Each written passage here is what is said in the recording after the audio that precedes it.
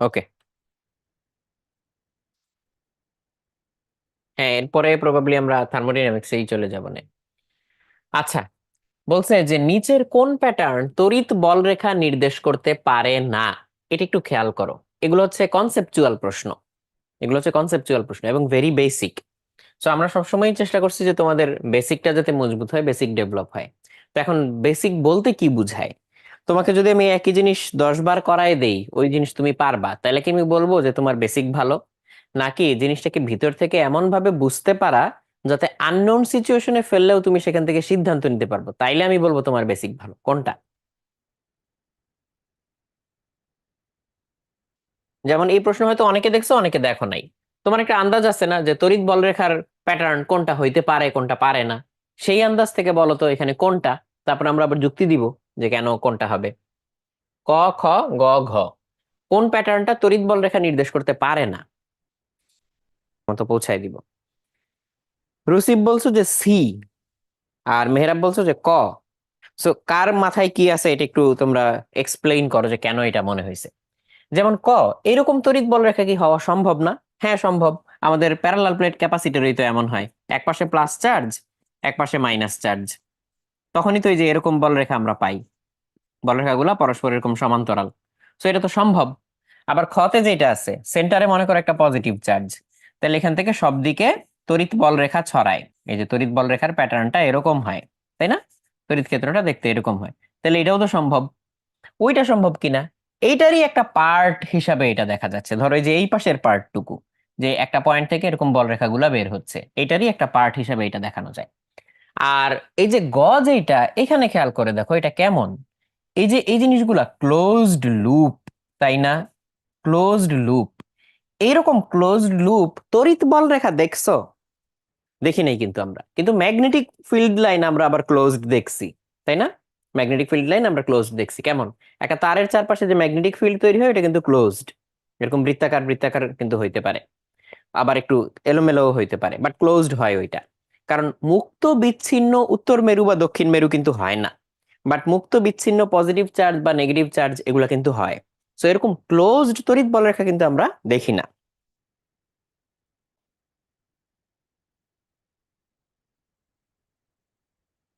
So Rusi almost আমার কথাটাই বলছো, কিন্তু নিজের ওয়ার্ডে, যে এক জায়গা থেকে বলরেখা শুরু হয়ে আবার ওই জায়গায় তো ফিরে আসতে পারবে না, তাই না? কারণ তড়িৎ বলরেখার ক্ষেত্রে প্লাস চার্জ থেকে বের হয়, মাইনাস চার্জে এসে ঢুকে। আর এইখানে কি হয়েছে, যেখান থেকে শুরু হয়েছে ওইখান থেকেই আবার এসে গিয়ে ঢুকে গেছে। তুমি এখানে যে কোনো জায়গায় স্টার্টিং পয়েন্ট চিন্তা করতে পারো, সেটাই আবার এন্ডিং পয়েন্ট।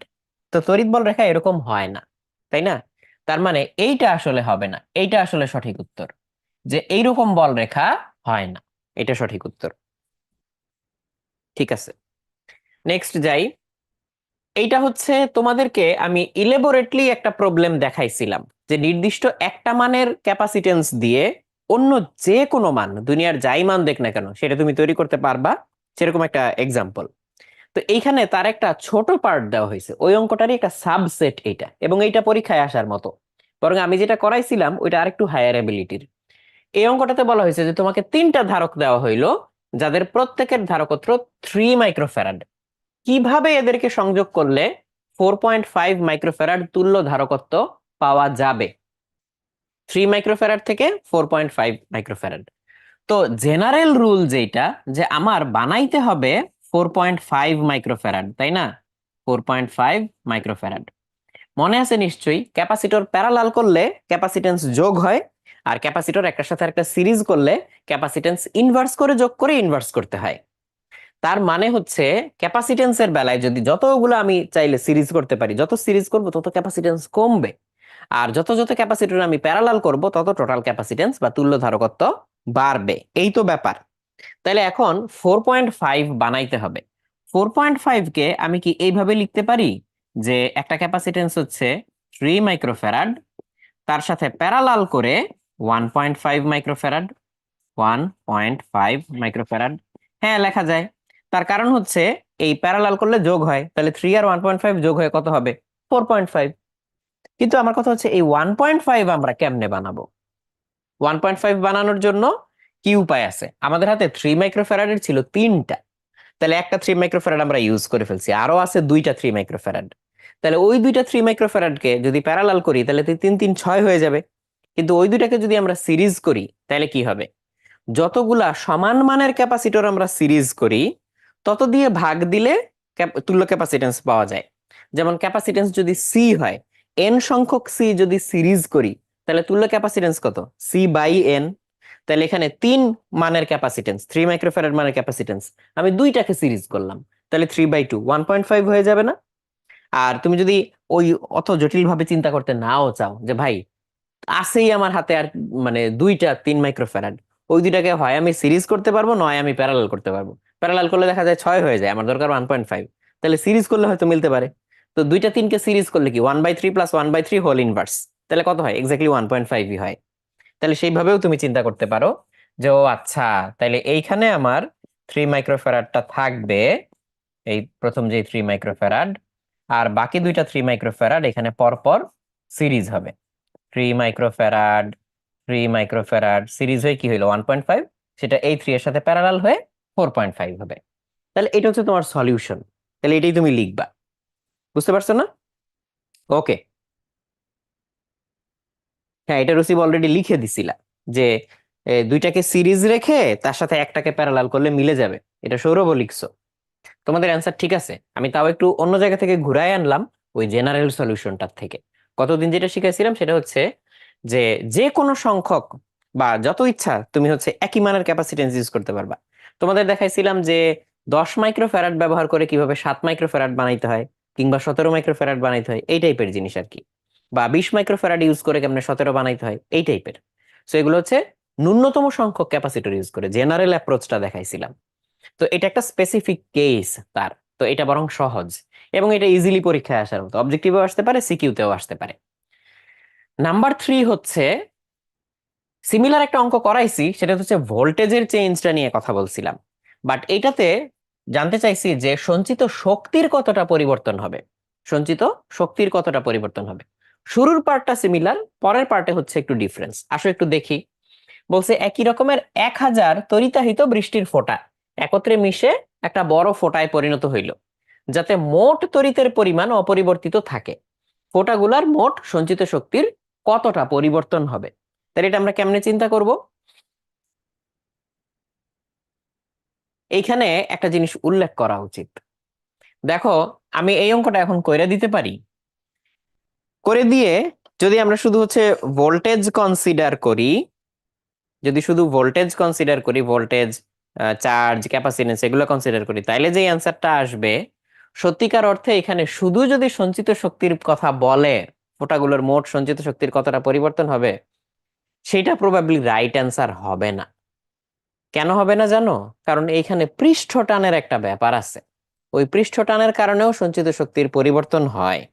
তাহলে এখানে যদি আমরা স্পেসিফিক্যালি শুধু ভোল্টেজ চার্জ ক্যাপাসিটেন্স এগুলো দিয়ে হিসাব করতে চাই, তাইলে এইখানে তোমাকে বলে দিতে হবে তড়িৎ শক্তির কতটা পরিবর্তন হবে, তাইলে এক অ্যান্সার, নাইলে আরেক অ্যান্সার। এখন কথা হচ্ছে তোমাদের আবার সিলেবাসে ওই পৃষ্ঠটানের অংশটা নাই, এবার ওইটা তোমাদের শর্ট সিলেবাস থেকে বাদ, সো ওইখান থেকে আসলে দিবে না। তোমাদেরকে দিলে এখানে হচ্ছে তড়িৎ শক্তিরই বলবে, তাহলে আমি এখানে হচ্ছে এই সঞ্চিত কথাটার জায়গায় তড়িৎ কথাটা অ্যাড করে দিলাম, তড়িৎ শক্তির, তড়িৎ শক্তির। তাহলে তড়িৎ দিয়ে আমি এটা করাই, আর পৃষ্ঠটানেরটা আমি মেনশন করে দিব যে ওইখানে আসলে কি পরিবর্তন হয়, ঠিক আছে?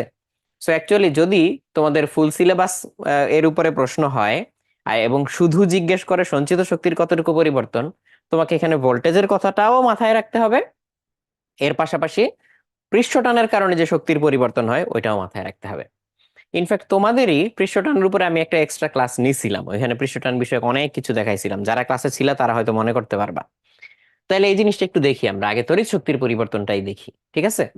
আর লাস্টে দিয়ে দরকার হলে আমি পৃষ্ঠটানেরটা বলে দিব না। আচ্ছা, তাহলে 1000 বৃষ্টির ফোঁটা, তাহলে এখানে এন সংখ্যক ধরে নিলাম, এন হচ্ছে 1000, এন হচ্ছে 1000। ছোট ফোঁটাগুলা কেমন, মনে করে এরকম, এগুলার রেডিয়াস কত, স্মল আর। আর এরকম কয়টা ফোঁটা আছে, তাহলে এন সংখ্যক, তাহলে এন সংখ্যক ছোট ফোঁটা মিলে আমার একটা বড় ফোঁটা হইলো, বড় ফোঁটা আছে একটা, সেই বড় ফোঁটার রেডিয়াস ধরলাম ক্যাপিটাল আর। তাহলে এই ছোট আর আর বড় আর এদের মধ্যে সম্পর্কটা কি, তাইলে এটা আমরা আগে বের করি। তাহলে এটা বের করার জন্য কি লাগবে, ছোট সবগুলোর আয়তন মিলে বড় একটার আয়তনের সমান। তো একটা গোলকের আয়তনের ফর্মুলা কি? গোলকের আয়তনের ফর্মুলা হচ্ছে 4/3 পাই r কিউব। তাহলে স্মল আর কিউব দিলে ছোট গোলকের আয়তন। এইরকম গোলক আছে কয়টা? n সংখ্যক। সবগুলোর আয়তন মিলে কার আয়তন? বড় গোলকের। বড় গোলকেরটা কত? 4/3 বাই R কিউব। তুমি দুই পাশে আরামসে 4/3 পাই কেটে দাও, কেটে দিয়ে উভয় পক্ষে কিউব রুট করে দাও। তাহলে কিউব রুট করলে এখানে কি থাকবে? শুধু আর। আর এখানে থাকবে cube root of n into small r, তাই না? আমাদের n এর ভ্যালু কত? 1000। 1000কে কিউব রুট করলে কত হয়? 10। তাহলে সেক্ষেত্রে আমরা হচ্ছে লিখবো, যেহেতু n এর ভ্যালু 1000, তাইলে আমাদের কিউব রুট অফ n এটা কত হবে? 10। তাইলে আমরা লিখে দিব হচ্ছে r=10 স্মল আর। এটা না হয় পাইলাম। এইবার একটু চিন্তা করো, টোটাল বলছে যে তড়িতের পরিমাণ অপরিবর্তিত থাকে। তাহলে মোট তড়িতের পরিমাণ অপরিবর্তিত থাকে। তাহলে আইডিয়াল কেস হিসেবে আমি ধরে নিচ্ছি যে এই টোটালটাতে চার্জ যতটুকু ছিল, এইটাতে প্রত্যেকটা ছোট ফোঁটায় চার্জগুলো হচ্ছে সমানভাবে ডিস্ট্রিবিউটেড ছিল। মানে প্রত্যেকটা ছোট ফোঁটার চার্জ মিলে এই বড় ফোঁটার চার্জটা হইছে। তাহলে এখন আমরা একটু অ্যাজিউম করি যে 1000 তড়িতাহিত বৃষ্টির ফোঁটা ছিল, ধরলাম প্রত্যেকটাতে চার্জের পরিমাণ স্মল কিউ। তাহলে বড়টাতে গিয়ে চার্জের পরিমাণ কত হবে? এন ইন্টু স্মল কিউ, তাই না? তাহলে এখন এটার ক্যাপাসিটেন্স বা হচ্ছে ভোল্টেজ কিংবা হচ্ছে এই এইগুলোর সম্পর্ক তো আমরা জানি, গোলকের যে ক্যাপাসিটেন্স ভোল্টেজ এই জিনিসগুলা, তাই তো জানি তো। তাহলে সেই অনুযায়ী আমরা হচ্ছে চিন্তা করতে পারবো যেখানে সঞ্চিত শক্তির কি পরিবর্তন হয়। একটু মনে করায় দেই, গোলকের যে ধারকত্ব সেটা কত ছিল? গোলকের ধারকত্ব, গোলকের ধারকত্ব আমরা বের করছিলাম এইভাবে, ক্যাপাসিটেন্স সি। সি ইকুয়ালস কি? ক্যাপাসিটেন্সের ফর্মুলা কি ছিল বলো? প্রতি একক বিভব চেঞ্জ করার জন্য যেই পরিমাণ হচ্ছে চার্জ লাগে, দেওয়া বা নেওয়া লাগে, তাই না? তাহলে কিউ ইকুয়ালস ছিল আমাদের সিভি। তাহলে সি ইকুয়ালস কি আসতেছে? কিউ বাই ভি আসতেছে। তাহলে এখানে C equals Q by V, charge charge by বিভব। আমি এইভাবে আলাদা করে লিখলাম আর কি। তাহলে গোলকের পৃষ্ঠের যেই বিভব, গোলকের পৃষ্ঠের যেই বিভব, সেই বিভবের তো আবার একটা আলাদা ফর্মুলা আছে। গোলকের পৃষ্ঠের বিভবের সেইটা কি ছিল? সেটা ছিল হচ্ছে 1/4 পাই এপসাইলন নট, পৃষ্ঠের বিভবের ফর্মুলা। যেই চার্জ তুমি দিবা, চার্জ, আর এখানে থাকে হচ্ছে ব্যাসার্ধ বাই ব্যাসার্ধ। আমি জেনেরিক টার্মে লিখতেছি আর কি এখানে। তাহলে ভোল্টেজকে আমরা এইভাবে 1/4 pi epsilon naught into charge by ব্যাসার্ধ এইভাবে লিখতে পারি। এটা হচ্ছে পৃষ্ঠের বিভব। তাহলে তুমি যদি ক্যাপাসিটেন্স বের করতে চাও, তাহলে চার্জকে বিভব দিয়ে ভাগ দাও। তাহলে এখানে কি কিউ ছিল, এখানে কি ভি ছিল, ভি এর মধ্যে আবার একটা চার্জ আছে, তাহলে এই পুরোটা উপরে উঠে যায়।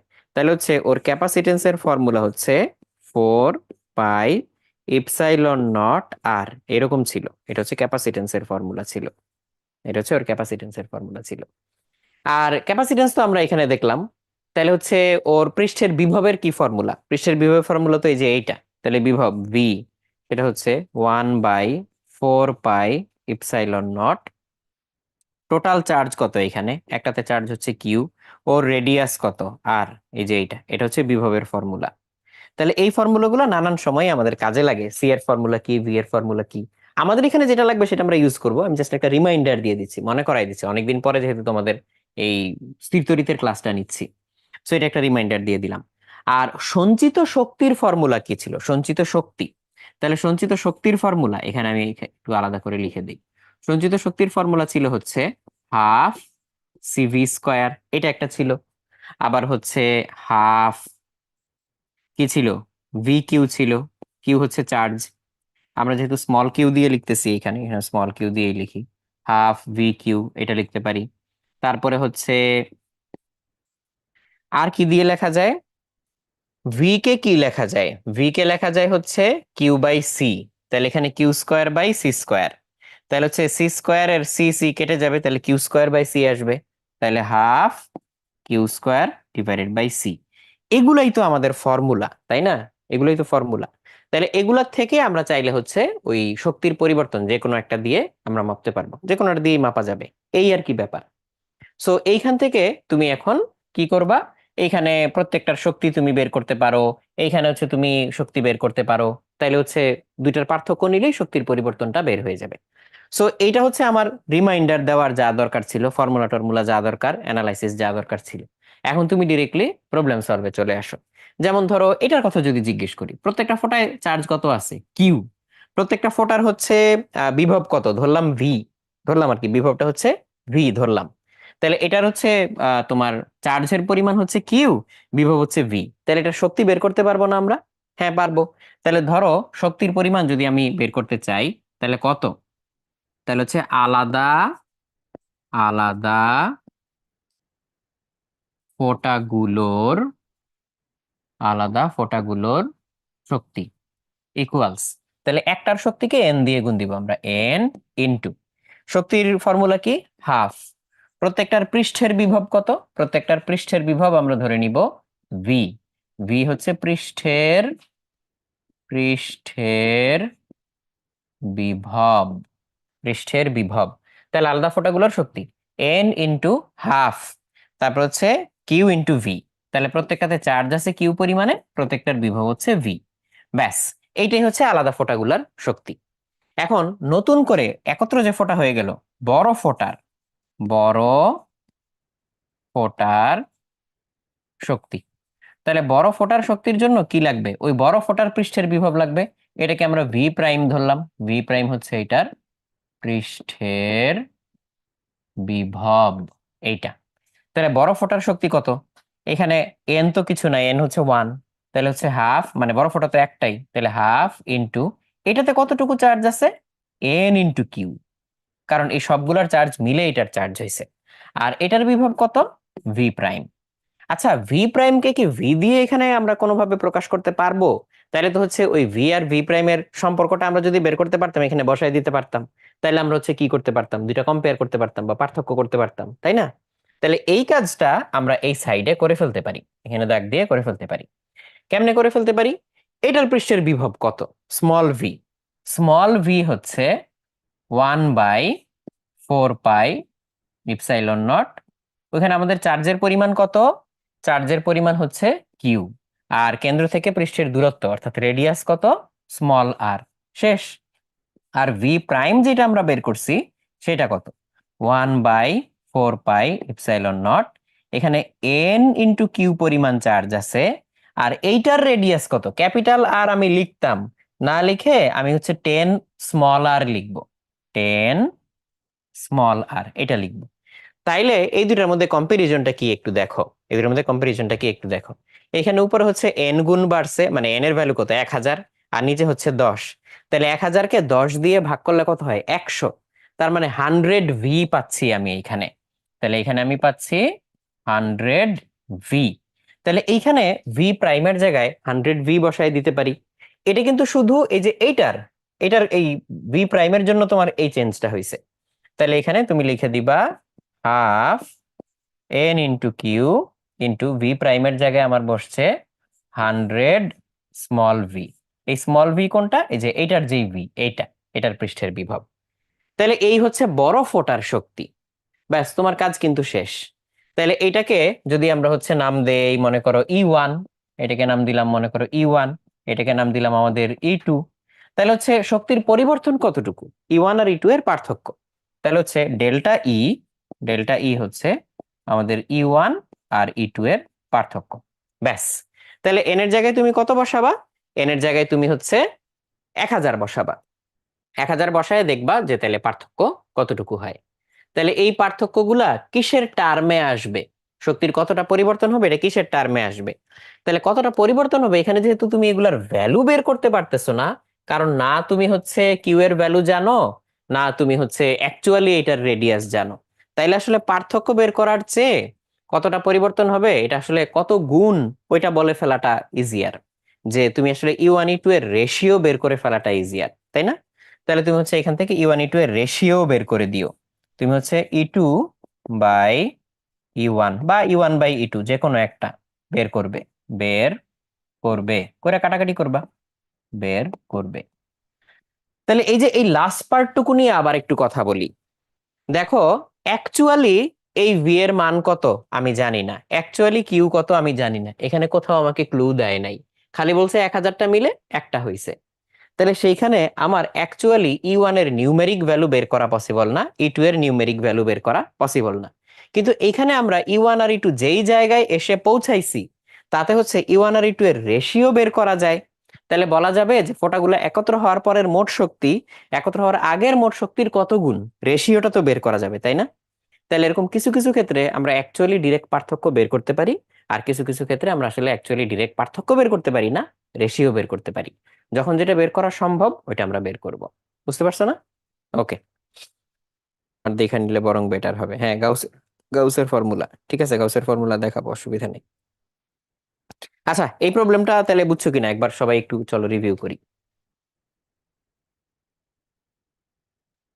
আনাস বলছো যে এত বেশি চেঞ্জ কেন আসলো, ঘাপলা লাগতেছে কেন জানি। চার্জের ব্যাপার তো, সো চেঞ্জ তো আসবেই, ঠিকই তো আছে। আর কেন ঘাপলা লাগতেছে এটাও আমি একটু বলতে পারি। আমাদের হিসাব ঠিক আছে কিনা এটা আগে দেখো, এরপর হচ্ছে ওই চেঞ্জের ব্যাপারে তোমার মানে ইনটুইশনে যেখানে ঝামেলা হচ্ছে ওইটা আমি একটু বলে দিই।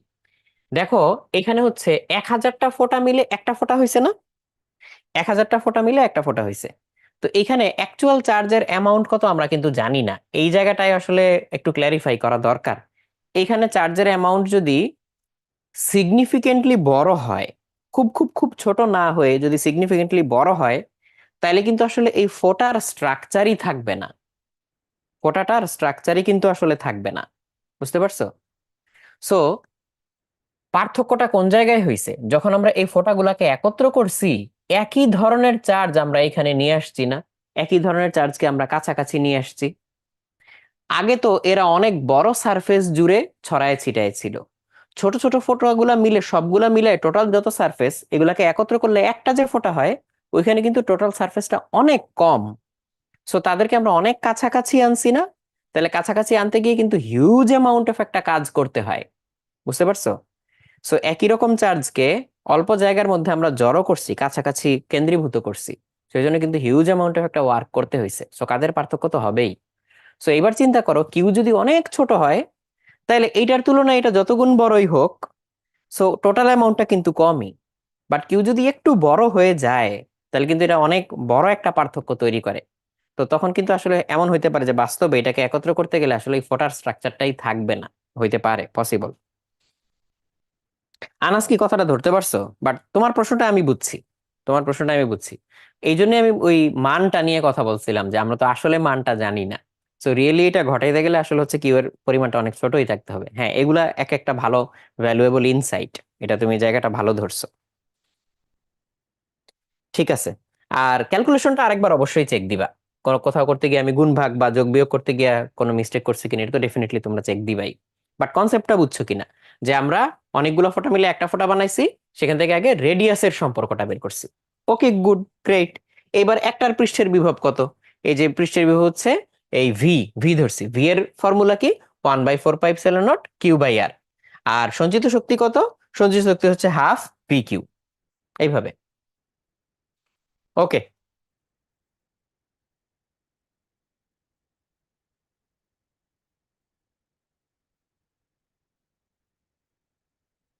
ক্যাপাসিটেন্স নিয়ে এখানে আরো কিছু আলাপ আলোচনার আছে কিনা দাঁড়াও। গোলকের ক্যাপাসিটেন্স তোমাদের পড়াইছিলাম, কিন্তু এটা হচ্ছে পরিবাহী গোলকের। আপাতত পানির যেটা আমরা নিছি, হ্যাঁ এটাকেও পরিবাহী গোলকই আসলে আমরা বলবো।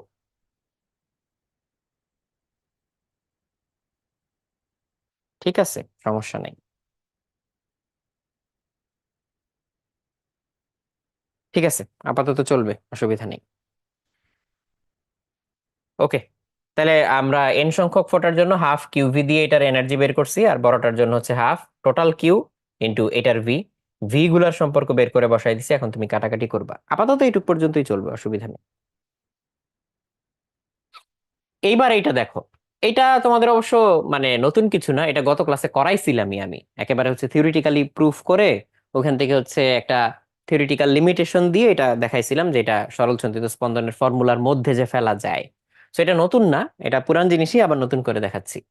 মাইনাস কিউ মানে দুইটা ঋণাত্মক চার্জ ওয়াই অক্ষের 0a আর 0 - a এই দুইটা বিন্দুতে রাখা, মানে তাহলে কই রাখা আছে, এটা যদি এক্স অক্ষ হয়, এটা যদি ওয়াই অক্ষ হয়, তাহলে এটা 0 0, এটা যদি 0, a হয়, আর একটা হচ্ছে 0, - a, তাহলে এক্স্যাক্টলি ততটুকু নিচে 0, - a। এখানে হচ্ছে দুইটা ঋণাত্মক চার্জ রাখা, -q, -q। আরেকটা বলছে কিউ মানের একটা ধনাত্মক চার্জ এক্স অক্ষের 2a 0 বিন্দুতে রাখা, তাহলে এই যে এইখানে ধরো এটা এ হইলে এই যে এরকম একটা জায়গায় আছে, তাহলে এটা হচ্ছে 2a, 0 একটা বিন্দু, এখানে একটা কিউ চার্জ রাখা। তো এই চার্জটাকে আমাদের এই নেগেটিভ চার্জটা একটা ফোর্সে টানবে, এটাকে এই নেগেটিভ চার্জটা ইকুয়াল ফোর্সে টানবে। তাহলে দুইজন যেহেতু সমান সমান অ্যাঙ্গেলে সমান সমান ডিস্টেন্স থেকে সমান সমান ফোর্সে টানতেছে, তাহলে ওর লব্ধিটা এক্স্যাক্টলি মাঝখান দিয়ে হবে। দুইটা সমান ভেক্টরের, মানে সরি সমান না, সমমানের, দুইটা সমমানের সমজাতীয় ভেক্টরের লব্ধি কোন বরাবর যায়? ওদের মাঝখান দিয়ে যায়। সো ওকে আসলে ঠিক এই বরাবর টানবে লব্ধি হিসাবে। তো টানতে টানতে যখন মাঝখানে আসবে, তখন গতি জড়তার জন্য ও তো থামবে না, ও আরো এক্স্যাক্টলি অত দূর চলে যাবে, তারপরে আবার ব্যাক করবে, এইভাবে ব্যাক এন্ড ফোর্থ মুভমেন্ট হবে। তো মূল বিন্দুতে এসে থেমে যাবে, এটা ট্রু না। অসীমে চলে যাবে, এটাও ট্রু না। তাহলে একমাত্র অপশন যেটা থাকতেছে, মূল বিন্দুকে কেন্দ্র করে সরল সঞ্চিত গতিতে চলবে, এইটা অ্যাপারেন্টলি রাইট। বাট আমি গতদিন কিন্তু একদম থিওরি থেকে দেখাইছি যে এটা রাইট হইতে গেলে এই ডিস্টেন্সটা আবার খুব বেশি হইলে চলবে না। এই ডিস্টেন্সটা হচ্ছে এইটার তুলনায় ফেয়ারলি ছোট থাকতে হবে, তাইলে হবে। নাইলে আবার এটা হচ্ছে সরল ছন্দিত স্পন্দনের যে ফর্মুলা, সেই ফর্মুলার স্কোপের লিমিটের বাইরে চলে যায়। ঠিক আছে? সো আপাতত এখানে যেহেতু এটাই অপশন দিছে, এই তিনটা অপশনের মধ্যে মোর অ্যাপ্লিকেবল হচ্ছে উপরেরটা। ওকে, নেক্সট নেক্সট হচ্ছে এখানে একটা স্পেশাল প্রবলেম আছে।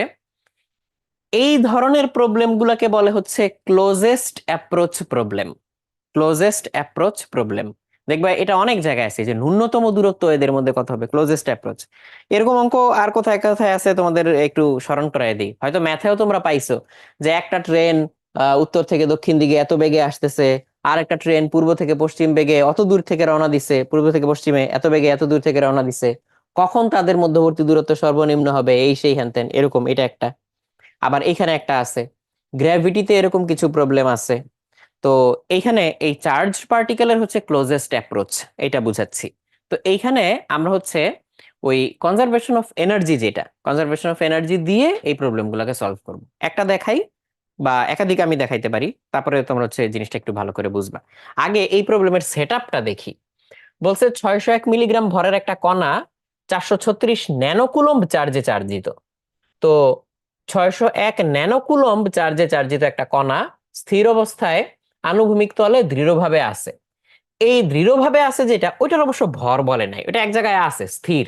তাহলে স্থির কণাটাকে আমরা আগে একটু এঁকে ফেলি। এই কণাটা হচ্ছে স্থির, এই কণাটা দৃঢ় ভাবে আছে, যেটা দৃঢ়ভাবে দৃঢ়ভাবে আছে বলতে মানে হচ্ছে ও নড়াচড়া করবে না, ও ফিক্সড একটা জায়গায়, ওকে আটকানো আছে, ও নড়বে না। তাহলে ওর মধ্যে কতটুকু চার্জ আছে? 601 ন্যানোকুলম্ব। তাহলে 601 ন্যানোকুলম্ব, এটা মনে করো আমাদের, এটা কিউ টু, এটা পরে বলা হয়েছে, এটা কিউ টু, এটা হচ্ছে আমাদের কিউ টু। আর আরেকটা কণা এখান থেকে 601 মিলিগ্রাম ভরের একটা কণা, এটার মধ্যে 436 ন্যানোকুলম্ব চার্জ আছে, এই যে এটা 436 ন্যানোকুলম্ব চার্জ আছে, এটা হচ্ছে কিউ টু। এটা কত দূরে ছিল একটা থেকে আরেকটা? এই যে ডিস্টেন্সটা, এই ডিস্টেন্সটা হচ্ছে, এটাকে ডিস্টেন্সটার একটা নাম দেই ডি1। তাহলে ডি1 ডিস্টেন্সটা হচ্ছে কত দূরে? 66 মিলিমিটার দূর থেকে দ্বিতীয়টার দিকে 6.6 বেগে, ওহো, বেগে তো বলতে একক দেওয়া লাগতো, যাই যাক, মিটার পার সেকেন্ড বেগে নিক্ষেপ করা হলো। কণা দুইটার মধ্যে সর্বনিম্ন দূরত্ব কত হবে? তাহলে ডি1 ডিস্টেন্সটা হচ্ছে 66 মিলিমিটার, 66 মিলিমিটার এই ডিস্টেন্স। এখান থেকে আমরা ওকে ছুঁড়ে মারছি কত বেগে? ছুঁড়ে মারছি হচ্ছে 6.6 মিটার পার সেকেন্ড বেগে। তো এইটাতেও চার্জ আছে, এটাতেও চার্জ আছে, ওরা তো পরস্পরকে বিকর্ষণ করে, আর এটাকে ফিক্সড করে রাখা আছে। তাহলে এটা আস্তে আস্তে আস্তে আস্তে একসময় এমন বিকর্ষণ অনুভব করবে, কারণ যত কাছে আসে বিকর্ষণ তো বাড়ে, এটা কাছে আস্তে আস্তে বিকর্ষণের কারণে একসময় থেমে যাবে, থেমে গিয়ে আবার উল্টা দিকে চলা শুরু করবে, তাই না? তাহলে ও আস্তে আস্তে আস্তে আস্তে এখানে থেমে যাবে, থেমে গিয়ে আবার উল্টা দিকে চলা শুরু করবে। তাহলে তার যে ফাইনাল যে ডিস্টেন্স, ক্লোজেস্ট অ্যাপ্রোচ যে ডিস্টেন্স, এই যে এইটা এখানে এসে মনে করো থেমে যায়, এই ডিস্টেন্সটার একটা নাম দিলাম, মনে করো এই ডিস্টেন্সটা হচ্ছে আমাদের এক্স। তো তাহলে আর ওইটাকে D1 দেওয়ার দরকার নেই, ওইটা ডি থাকুক। তাহলে ডি ডিস্টেন্স 66 মিলিমিটারে ছিল, সেখান থেকে কাছে আসতে আসতে এক্স ডিস্টেন্সে আসছে, এসে আবার বিকর্ষণের কারণে দূরে চলে যাবে। এই হচ্ছে অবস্থা, এই হচ্ছে সিচুয়েশন। তো আমরা জানতে চাই এই ক্লোজেস্ট অ্যাপ্রোচ ডিস্টেন্স এক্স এটা কত। তো এটা আমরা কিভাবে করব?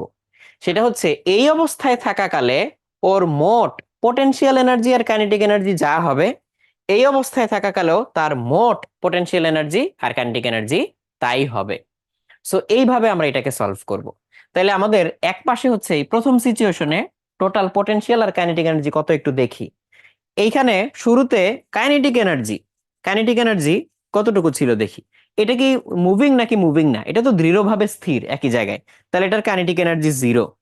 আর এইটার কাইনেটিক এনার্জি কত? এই যে এটা এই অবস্থায় যখন ছিল, নিশ্চয়ই হাফ এম ভি স্কোয়ার। তাহলে হাফ লিখলাম, এম এম হচ্ছে কত?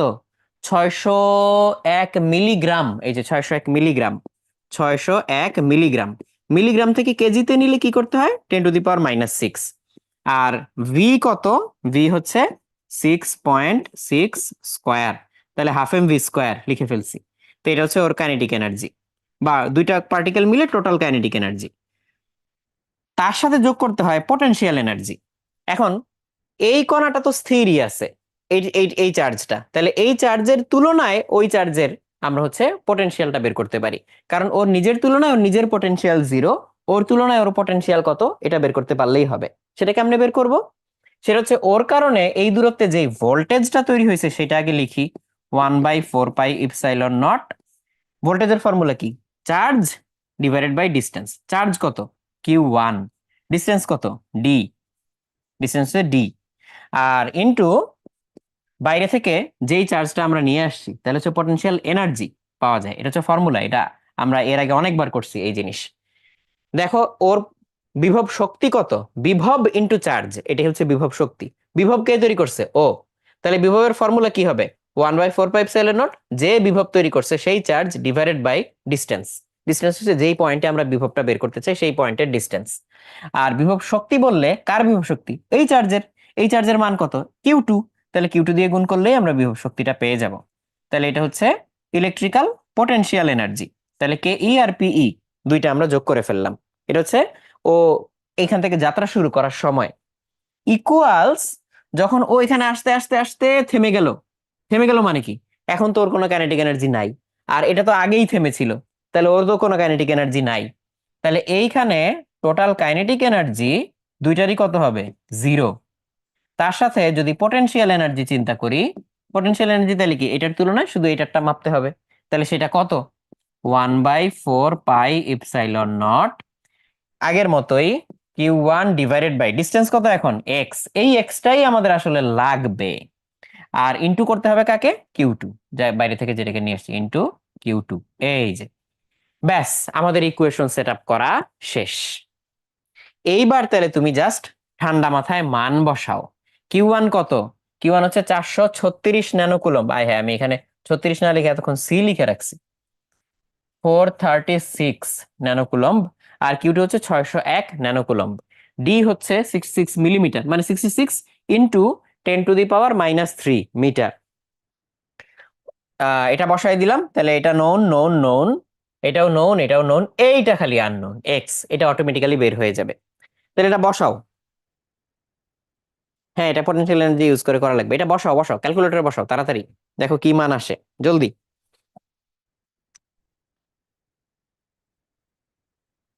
ক্যালকুলেটরে বসাও, আমি বসাবো।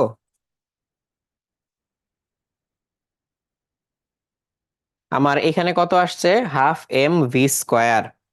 তাহলে হচ্ছে হাফ এম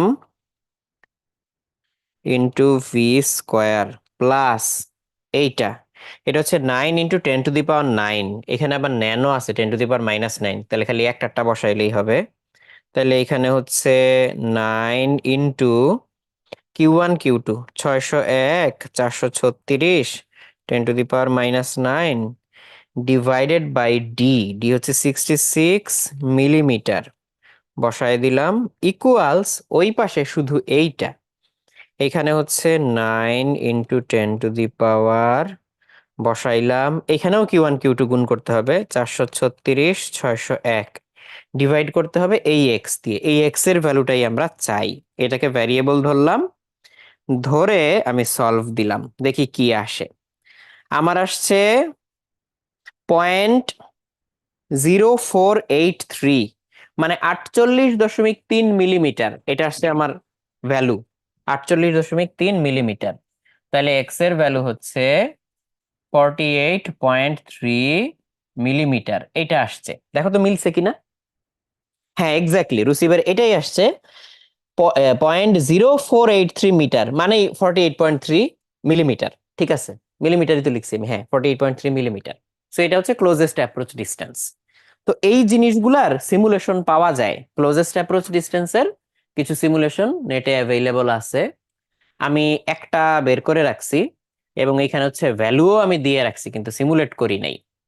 আমরা ভ্যালু দিয়ে রাখছি, সিমুলেট করি নাই। এই যে দেখো, এইখানে এইটা হচ্ছে ফিক্সড চার্জ, ফিক্সড চার্জের হচ্ছে চার্জ দেওয়া হচ্ছে 608 ন্যানোকুলম। তাহলে আমরা কত করব এটাকে, 601 বানায় নেই। 601 বানানোর তো সুযোগ নাই, এখানে 608 দেওয়া, মুভিং এরটা হচ্ছে 408 দেওয়া। আমাদের ভ্যালুগুলা দিতে পারতেছি না অবশ্য, আমরা কত চাইছিলাম 436, না ওইটাও দেওয়া যাচ্ছে না। এটা কি, না নিজের মতো করে চেঞ্জও করা যায় না, এটা এক একবার এক এক রকম আসতেছে।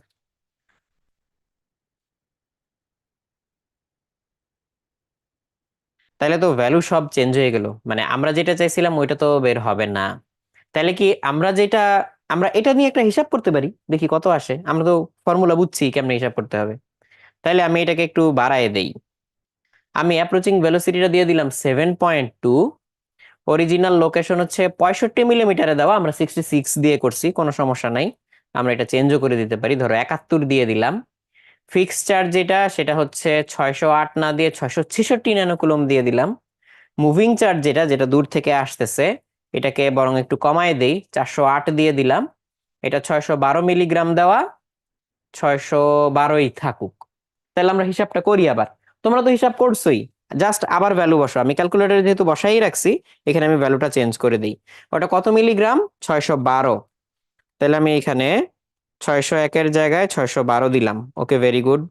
তারপরে হচ্ছে এটা 7.2, তাহলে 6.6-এর জায়গায় আমি 7.2 দিলাম। তারপরে চার্জ গুলা কত আমাদের, চার্জ গুলো হচ্ছে 666 আর 408। তাইলে 666,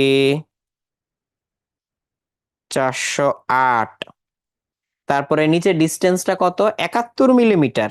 তাহলে এটা আমি চেঞ্জ করে দিচ্ছি, 66-এর জায়গায় 71। এই ভ্যালুটা ধইরা আমরা অঙ্ক করলে অবশ্য ভালো হইতো, তাহলে আমার দুইবার হিসাব করা লাগতো না। তা আমি তো আর খেয়াল করি দেইনি, কাছাকাছি একটা কিছু দিয়ে দিছি, আমি ভাবছি চেঞ্জ করা যাবে। তো উপরে কত আমাদের, উপরে আবার এই চার্জ গুলা গুণ করতে হবে, 408 আর হচ্ছে 666, 666। এইবার আবার সলভ দেই, দেখি কি আসে।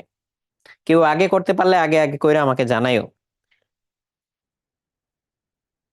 এখন আসছে, ও আগেরটার খুব কাছাকাছি আসছে, খুব কাছাকাছি, 0.0486, মানে 48.3 আসছিল, এখানে 48.6, খুব কাছাকাছি আসছে। এইবার আমরা আসলে এটা সিমুলেট করে দেখি আসে কিনা। তাহলে এই ভ্যালুগুলো তো আমি ক্যালকুলেটরে বসাইছি, বসাই আমার রেজাল্ট আসছে 48.6 মিলিমিটার। এই দিলাম, দাঁড়াও দেখি, ক্লিক দিলাম। এই যে ও এখান থেকে শুরু করছে, কত, 71 মিলিমিটার থেকে কাছে আসতেছে, কাছে আসতেছে, কাছে আসতেছে, এখনো থামে নাই, থামে নাই, থামে নাই। এই যে এইখানে এসে থামছে, এইখানে এসে থেমে এখন আবার উল্টা দিকে ব্যাক করা শুরু করছে। তাহলে এইটা হচ্ছে আমাদের ক্লোজেস্ট অ্যাপ্রোচ। তা আমার আসছে এখানে অ্যান্সার 48.6, মানে 48 মিলিমিটার একটু উপরে। এটা 40, এটা 45, 46, 47, 48, এই যে 48-এর থেকে একটু বেশি। তার মানে এক্স্যাক্টলি আমরা হিসাব করে যা পাইছি, সিমুলেশনে হুবহু তাই দেখা গেছে, একটুও পার্থক্য নাই, এক্স্যাক্টলি এটাই আসছে। তাহলে ক্লোজেস্ট অ্যাপ্রোচের পার্টটা বুঝছো তো। তাহলে এটা আমরা অঙ্ক করছি একটা ভ্যালু দিয়ে, আবার সিমুলেশনে যেই ভ্যালু সেটাও আমরা ওই অঙ্কে বসাইছি, বসায়া আমরা অ্যান্সারের সাথে মিলাই দেখছি, পারফেক্টলি ঠিক আছে। সো এই অ্যাপ্রোচটা ভ্যালিড। ওকে, রুসিব বলছে যে হ্যাঁ ভাইয়া বুঝছি বুঝছি, ঠিক আছে, ভেরি গুড। তাহলে চলো আমরা সামনে আগাই। এরপরের যেই প্রবলেমটা, এইটারই একটা স্পেশাল কেস, এই প্রবলেমটারই আরেকটা কেস, সরি স্পেশাল কেস না, বরং বলা যায় মোর জেনারেল কেস। দেখো প্রবলেমটা কি, এইখানে এটা অবজেক্টিভ হিসেবে দেওয়া। এইবার আমি চেঞ্জ করছি কি দেখো, দুইটা কণার ভর একই দিয়ে দিছি, এম এম ভরের দুইটা কণা একই চার্জে চার্জিত, এবার আর আলাদা না, কিউ চার্জে চার্জিত। একটা কণা স্থির অবস্থায় ভূমিতে রাখা, কিন্তু দৃঢ়ভাবে বলছি না, দৃঢ়ভাবে বলি নাই, তার মানে এবার কিন্তু এটা ফিক্সড না, এটাকে জাস্ট রাখা আছে, ওরে ধাক্কা দিলেও নড়বে, জাস্ট রাখা আছে স্থির করে, বাট ও ফিক্সড না, ধাক্কা দিলে নড়বে। এইবার একটা কণাকে প্রথমটার দিকে আমরা ভি বেগে নিক্ষেপ করলাম, একটা কণাকে প্রথম কণাটার দিকে ভি বেগে নিক্ষেপ করলাম। এটাতে কি বলছি তুমি, ঠিক আছে ঠিক আছে, সব ঠিক আছে সব ঠিক আছে, এখানে ভি বেগে নিক্ষেপ করা হলো। কণা দুটোর মধ্যে সর্বনিম্ন দূরত্ব কত হবে? তো প্রথম কণাটাকে যে ভি বেগে নিক্ষেপ করা হয়েছে, এটা কত দূরের থেকে, এটা কি মেনশন করছি না করি নাই? এখানে করি নাই, না করলে ধরে নিতে হবে অসীম থেকে। ছুঁড়ে মারছি যে, যদি মেনশন করা না থাকে তাহলে ধরে নিতে হবে অনেক দূর থেকে বা অসীম থেকে। কারণ এখানে যেহেতু ডিস্টেন্সের একটা ম্যাটার আছে, ওই যে পটেনশিয়ালের একটা ব্যাপার আছে, সো যদি তোমাকে মেনশন করে না দেয় কত ডিস্টেন্স থেকে, আইদার ধরে নিবা অনেক দূর বা অসীম থেকে, ব্যাস এটাই তোমাকে ধরতে হবে। নাইলে এখানে আসলে এই অঙ্কটা করার আসলে মানে ভালো কোনো উপায় নেই। আর ডিস্টেন্স দিয়ে দিলে তো ওইটাই ধরতে হবে, ওখানে তো আর কোনো প্রশ্নই নেই। তাহলে আরেকটা কণা প্রথম কণাটার দিকে আমরা ভি বেগে নিক্ষেপ করছি, তাহলে কণা দুইটার মধ্যে সর্বনিম্ন দূরত্ব কত হবে? এখন তো আমরা ভেজালে পড়ে গেলাম। কি ভেজালে পড়ে গেলাম? সেটা হচ্ছে এই যে কণাগুলা, ওরা যখন ক্লোজেস্ট অ্যাপ্রোচে আসবে, তখন ওই একটা কণা অত স্থির না। এই যে ধরো এইটা হচ্ছে একটা চার্জ পার্টিকেল, এটা সমান ভরের আরেকটা একই চার্জে চার্জিত পার্টিকেল, কাছে আসতেছে কাছে আসতেছে, ধাক্কায় তো নড়া শুরু করবে, তাই না? যেরকম কাছে আসতেছে কাছে ধাক্কায় এরকম নড়া শুরু করবে, তাহলে এটা যখন আসতেছে এই ধাক্কা খেয়ে এটা চলে যাবে এরকম করে, তাই না? তাইলে ওই সময় কি হবে? যখন ওদের মধ্যে আপেক্ষিক বেগ শূন্য হবে, এই যে ওর সাপেক্ষে ওর একটা আপেক্ষিক বেগ আছে আছে আছে, কাছে আসতেছে, ধাক্কা দিচ্ছে, সরে যাচ্ছে সরে যাচ্ছে, যখন এর সাপেক্ষে এর আপেক্ষিক বেগ শূন্য হবে, তখন হচ্ছে ওরা ক্লোজেস্ট অ্যাপ্রোচে আছে। এইটা বোঝাটাই এখানে মোস্ট ক্রুশাল পার্ট। এটার ভর যা, এটারও ভর তা, এটার চার্জ যা, এটারও চার্জ তাই। এটা এখানে স্থির দাঁড়ায় আছে, বাট আমি ওকে দৃঢ় করে রাখি নাই, আটকায় রাখি নাই কিছু দিয়ে। ও আসতেছে, ও কি বিকর্ষণ টের পাচ্ছে না? পাচ্ছে। তাহলে ও যে আসতেছে, ওর কারণে কি, ওই বিকর্ষণের কারণে ও আস্তে আস্তে মুভিং শুরু করবে। মুভিং শুরু করতে করতে ওরা কখন ক্লোজেস্ট অ্যাপ্রোচে আসছে, কখন সবচেয়ে কাছাকাছি আসছে? যখন দুইজনের আপেক্ষিক বেগ শূন্য, দুইজনে একই দিকে একই বেগে যাইতেছে। এরপর অবশ্যই এটার বেগ বেড়ে এটা জোরে চলে যাবে, এটা আস্তে আস্তে থেমে যাবে। মানে মোমেন্টাম কনজারভেশন তো তোমাকে রাখতেই হবে, কনজারভেশন অফ মোমেন্টাম, এটা তো মানতেই হবে। তাহলে সেক্ষেত্রে ক্লোজেস্ট অ্যাপ্রোচ যখন হবে, তখন হচ্ছে পরস্পরের আপেক্ষিক বেগ কি হবে? শূন্য। এইটা মাথায় রাখতে হবে। তাহলে ওইটা একটু চিন্তা করি। তাহলে আমি এখানে সলিউশন বের করার আগে এখানে একটা জিনিস লেখি, যখন এরা সর্বনিম্ন সর্বনিম্ন দূরত্বে,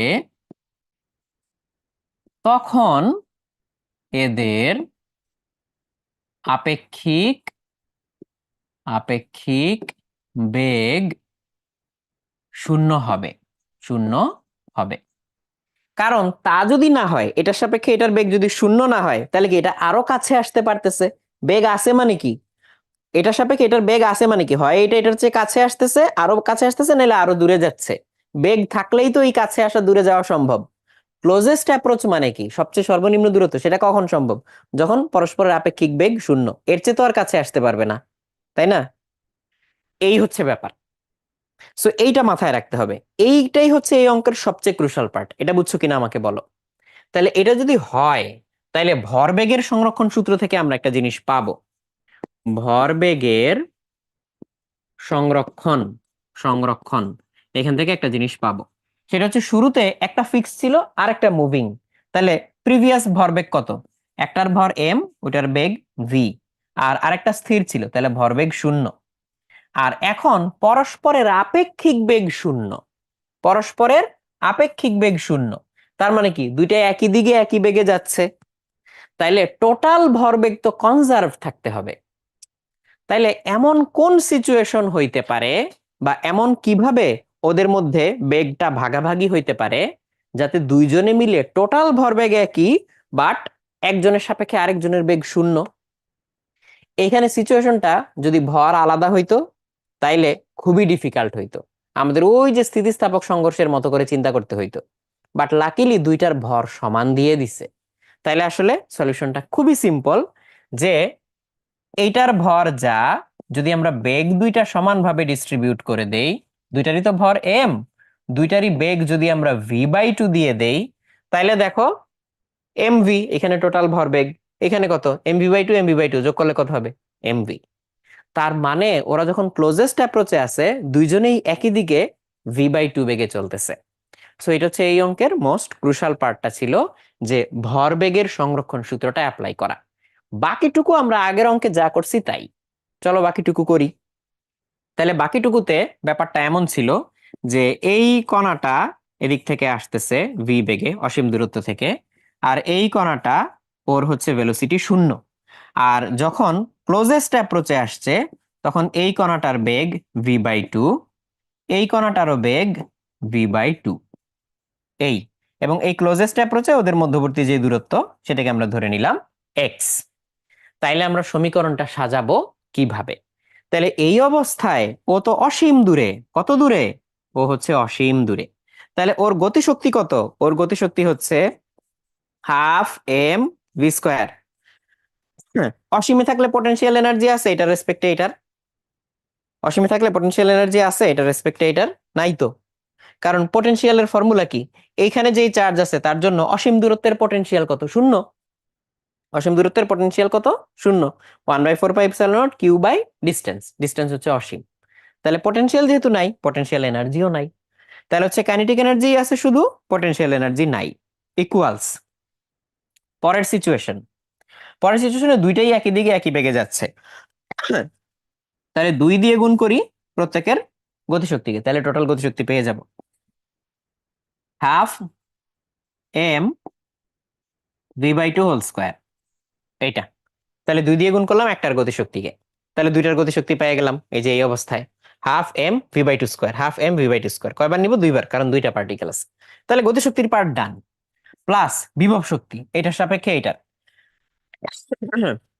দুইটাতেই কি পরিমাণ চার্জ আছে? কিউ। তাহলে এইটার, এইটার কারণে এই এক্স দূরত্বে বিভব কত? এক্স দূরত্বে বিভবটা কত? তাহলে এক্স দূরত্বে বিভব হচ্ছে 1/4πε0 কিউ ডিভাইডেড বাই এক্স। কিন্তু বিভব শক্তি পাইতে গেলে কি করতে হয়? যেই চার্জটা আনছি সেই চার্জ দিয়ে গুণ করব, তাহলে আরেকটা কিউ দিয়ে গুণ হয়ে যাবে, তাহলে কিউ স্কয়ার। তাহলে এই হচ্ছে আমাদের এক্স, যার হচ্ছে আমাদের ভ্যালু বাইর করতে হবে। তাহলে এখান থেকে এখন পক্ষান্তর করে ভ্যালু বাইর করো, দেখো কোনটার সাথে মিলে, দেখো কোনটার সাথে মিলে, বের করে বলো। রুসিবার আনাস হচ্ছে আমাকে অনেক আগেই বলছিলা যে এখানে v/2 করে হবে। গুড, এটাই অ্যান্সার। বাট তোমাদেরকে বলবো যে ফার্দার প্র্যাকটিসের জন্য তুমি ভরগুলাকে আলাদা ধরে নিয়ে করো, ভরগুলাকে আলাদা ধরে নিয়ে করো, ওইটাও করতে পারবা। তখন স্থিতিস্থাপক কি বলে, স্থিতিস্থাপক সংঘর্ষ, ওইটার ফর্মুলা দিয়ে করতে হবে তোমাকে। তাহলে এখন আলাদা করে বলো কোনটা মিলে। দেখো এখান থেকে হচ্ছে এক্স এর ভ্যালু বের করো, এখান থেকে এক্স এর ভ্যালু বের করো, দেখো কত আসে। এখানে হচ্ছে হাফ এম ভি স্কোয়ার, এখানে কত? হাফ আর টু কাটা, তাহলে এখানে হচ্ছে mv²/4। তাহলে হাফ এম ভি স্কোয়ার আর mv²/4 অ্যাড করো, তাহলে কত হয়? যোগ করো, করে হচ্ছে এটারে 4πε0 দিয়ে গুণ করো, কিউ স্কোয়ার দিয়ে ভাগ করো, তাইলে হচ্ছে আমাদের এক্স এর উল্টাটা পাওয়া যায়। তাহলে পুরোটার ইনভার্স করে দাও, তাহলে এক্স পাওয়া যাবে। দেখো কোনটা আসে। রুসিব বলছে যে বি আসে, দেখো তো সবার বি আসে কিনা।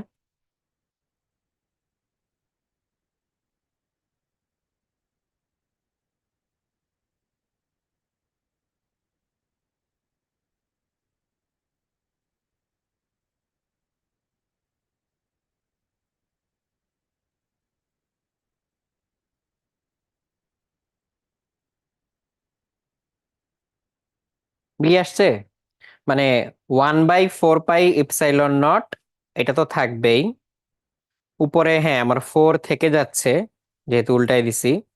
তাহলে ও তো 4 4 কাইটে ফেলা যায় তো, এখানে অপশনেও অবশ্য কাটে নাই।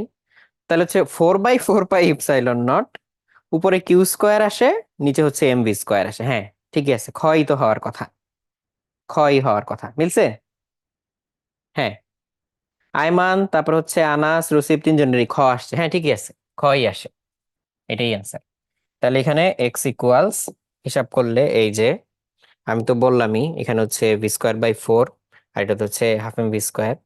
আর তাইলে হচ্ছে এখান থেকে 4 ওই পাশে চলে যায়, তাইলে হচ্ছে এই যে এইটা 4/4 pi epsilon naught Q square by M V square. ঠিক আছে, ঠিক আছে। আর কি আছে এখানে?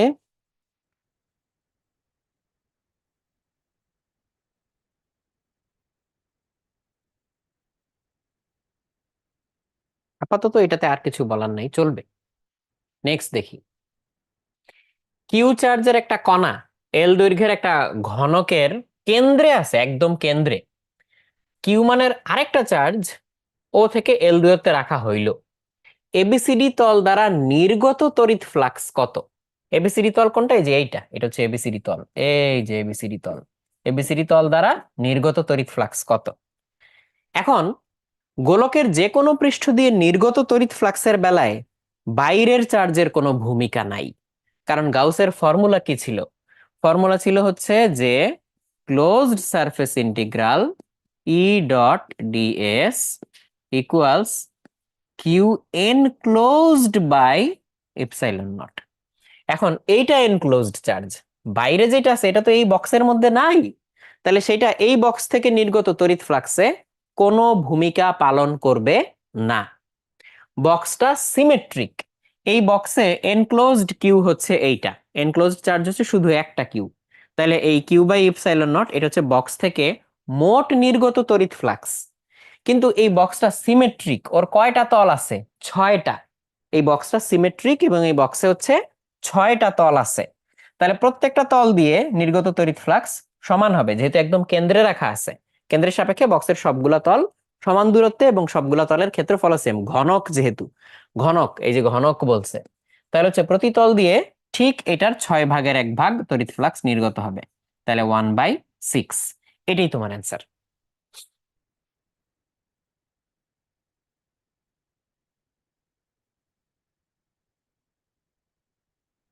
আচ্ছা, ডাইপোলের মধ্যে প্রজেক্টাইল, এই কনসেপ্টটা কেমন? ডাইপোলের মধ্যে প্রজেক্টাইল কেমনে মারবা? অক্ষ বরাবর নাকি হচ্ছে অন্য কোনো বরাবর? ওটা বললে অবশ্য বলতে পারতাম, বাট হিসাব করা প্রিটি ডিফিকাল্ট হবে। আর আনাস জিজ্ঞেস করছে যে এক্সামে আসলে এটা ধরা উচিত কিনা অ্যাডমিশনে, কোনটাই যে এটার কথা বলছো? এটা তো আমি ইচ্ছা করে আগে একটা অঙ্ক দিয়ে অর্ধেক বুঝাইয়া আসছি, তারপরে হচ্ছে এই আরেকটার মধ্যে আইনা বাকি অর্ধেক বুঝাইছি। বাট এটা আসলে তোমার তো আর, তুমি যদি অলরেডি এটা চিন্তা করে থাকো তাহলে দেখো তোমার তো আর আগের অঙ্ক করে আসা লাগবে না বা অত বেশি চিন্তা করা লাগবে না। তুমি তো আসলে লিখবা শুধু এই লাইনটা, তুমি তো অ্যাকচুয়ালি লিখবা এই লাইনটা। সো এই জন্যই বলি যে যত বেশি প্র্যাকটিস করবা তত বেশি সিচুয়েশন হ্যান্ডেল করবা, তখন পরীক্ষার হলে গিয়ে জিনিসপাতি নতুন নতুন কম মনে হবে, মনে হবে এটার কোনো না কোনো পার্ট আমি কোনো না কোনো জায়গায় দেখছি। সো আমি বলবো যে এরকম যদি হয় আননোন লাগে, তাহলে এক্সাম হলে গিয়ে শুরুতে অ্যাপ্রোচ করবা না, অন্য সব দেওয়ার পরে যদি এটা দিতেই হয় মাস্ট, অন্য আর কিছু তুমি দিতে পারতেছো না, তাহলে শেষে এটা ধরতে পারো, এরকম আর কি। একটা চিকিৎসা যন্ত্র ডিফিব্রিলেটর, ডিফিব্রিলেটরে 40 মাইক্রোফ্যারাড ধারকত্বের ধারককে 30,000 ভোল্ট বিভবে আহিত করা হলো। ধারকের সঞ্চিত শক্তি রোগীর শরীরে পাঠানো হলো 2 মিলি সেকেন্ডের পালসের মাধ্যমে। রোগীকে কত ক্ষমতা প্রদান করা হলো? ডিফিব্রিলেটর কোনটা বুঝছো? ওই যে মানুষ যখন হার্ট অ্যাটাক করে, দেখছো না যে দুইটা যে স্ত্রী আয়রন, যেটা আয়রনের মধ্যে দুইটা জিনিস এরকম দিয়া বুকের মধ্যে ঠাস করে ধরে, রোগী হচ্ছে একদম শক খায় লাফ দিয়ে ওঠে, ওইটা হচ্ছে এই যে ডিফিব্রিলেটর। তারপরেও যারা চিনো নাই আমি একটু দেখাই, দাঁড়াও। ডিফিব্রিলেটর বানান কি?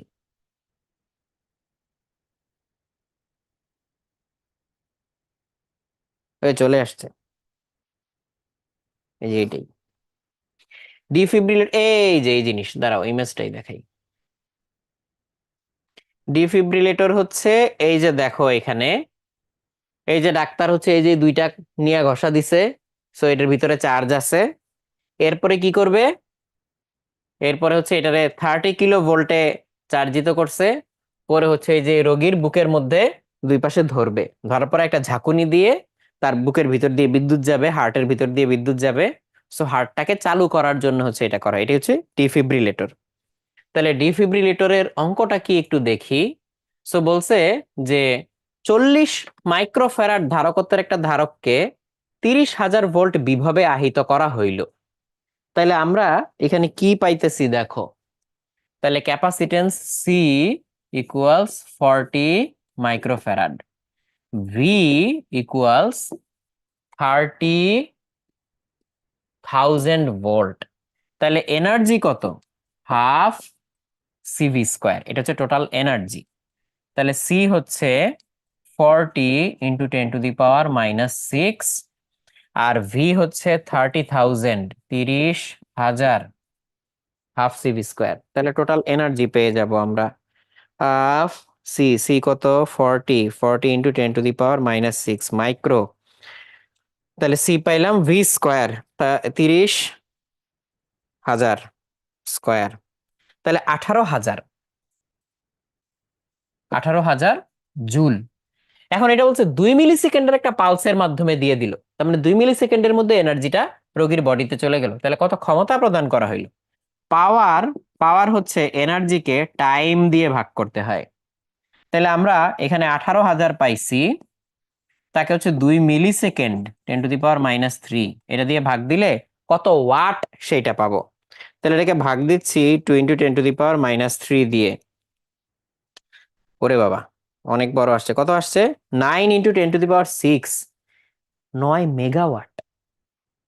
9 × 10⁻⁶, 9 মেগাওয়াট। তাহলে হচ্ছে 9 × 10⁻⁶ ওয়াট, এইটা।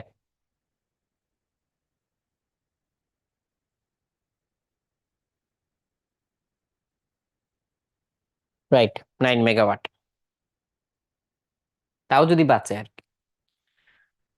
তারপরে এখানে বলছে 100 ভোল্ট/মিটার মানের সুষম তড়িৎ ক্ষেত্র y ইকুয়ালস 3, কত, 3+x, y ইকুয়ালস 3+x রেখা বরাবর আছে। 3,1 এবং 1,3 বিন্দুর বিভব পার্থক্য কত। তাহলে আসো এখানে এই রেখা বরাবর বলছে, তো আমরা একটা কাজ করি, আমরা এখানে, আমরা এখানে এটা একটু একেই দেখি, এটা একটু একেই দেখি। এখানে আমাদের হচ্ছে এটা মূলবিন্দু, তাহলে আমাদের হচ্ছে y ইকুয়ালস 3+x, এই রেখাটা কোথায় আমি কেমনে বুঝবো। y equals mx plus c, y equals mx plus c, m কি, x এর সাথে যেটা আছে কত, 1, এটা হচ্ছে ঢাল। তাহলে এটা হচ্ছে ঢাল, ঢাল m ইকুয়ালস 1। আর y অক্ষের ছেদাংশ সেটা হচ্ছে ধ্রুবকটা 3। তাহলে 1, 2, 3, 4, 5, 6 পর্যন্ত একে রাখলাম, 1, 2, 3, 4, 5, 6 পর্যন্ত একে রাখলাম।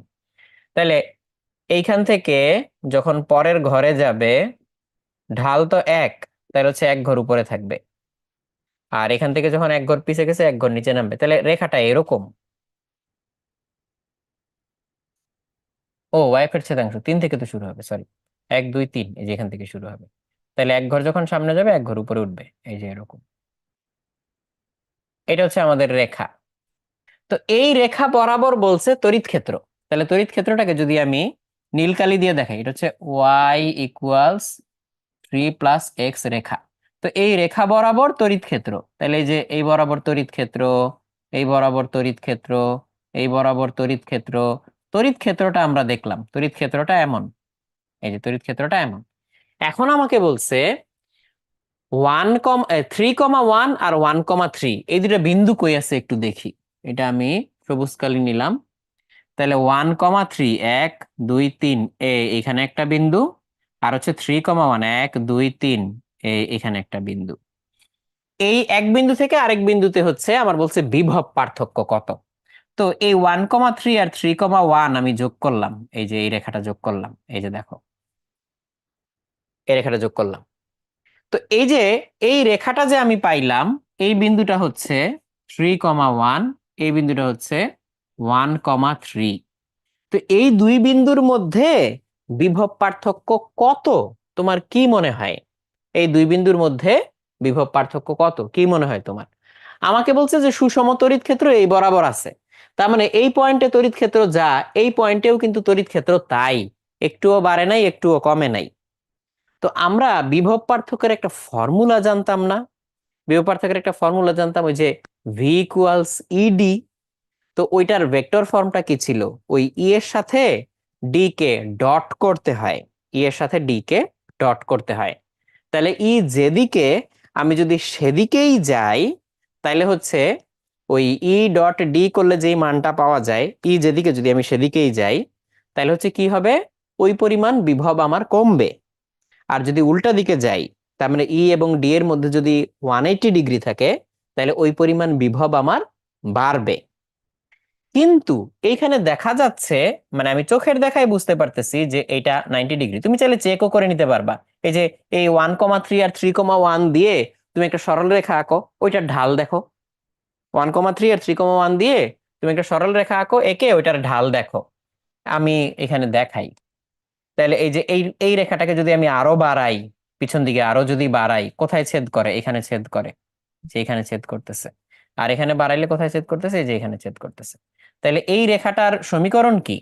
এখানে ওয়াই অক্ষের ছেদাংশ হচ্ছে এই যে 1,3, এটা আরেক ঘর পিছাইলে সেটা হচ্ছে আমার 4-এ গিয়ে কাট করতেছে, সামনেও হচ্ছে 3,1, এটাও এটা এখানে এক্স অক্ষ হচ্ছে 4-এ গিয়ে কাট করতেছে।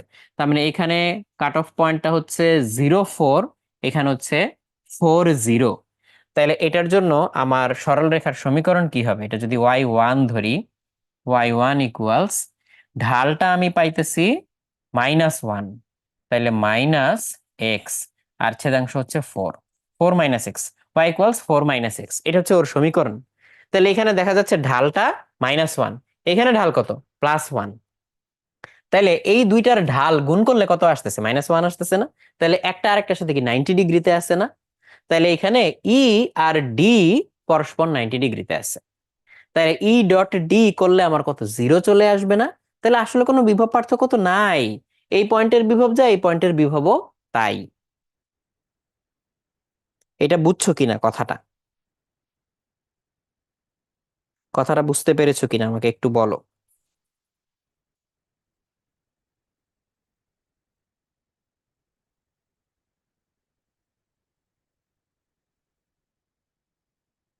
মানে আমরা হচ্ছে পটেনশিয়াল ডিফারেন্স মাপি কেমনে? Potential difference E dot DR, এটাকে ইন্টিগ্রেট করে আমরা হচ্ছে পটেনশিয়াল ডিফারেন্স মাপি। তো এখানে ই এর দিক হচ্ছে এদিকে, আর মুভমেন্টের ডিরেকশন ডি আর তার সাথে 90 ডিগ্রিতে।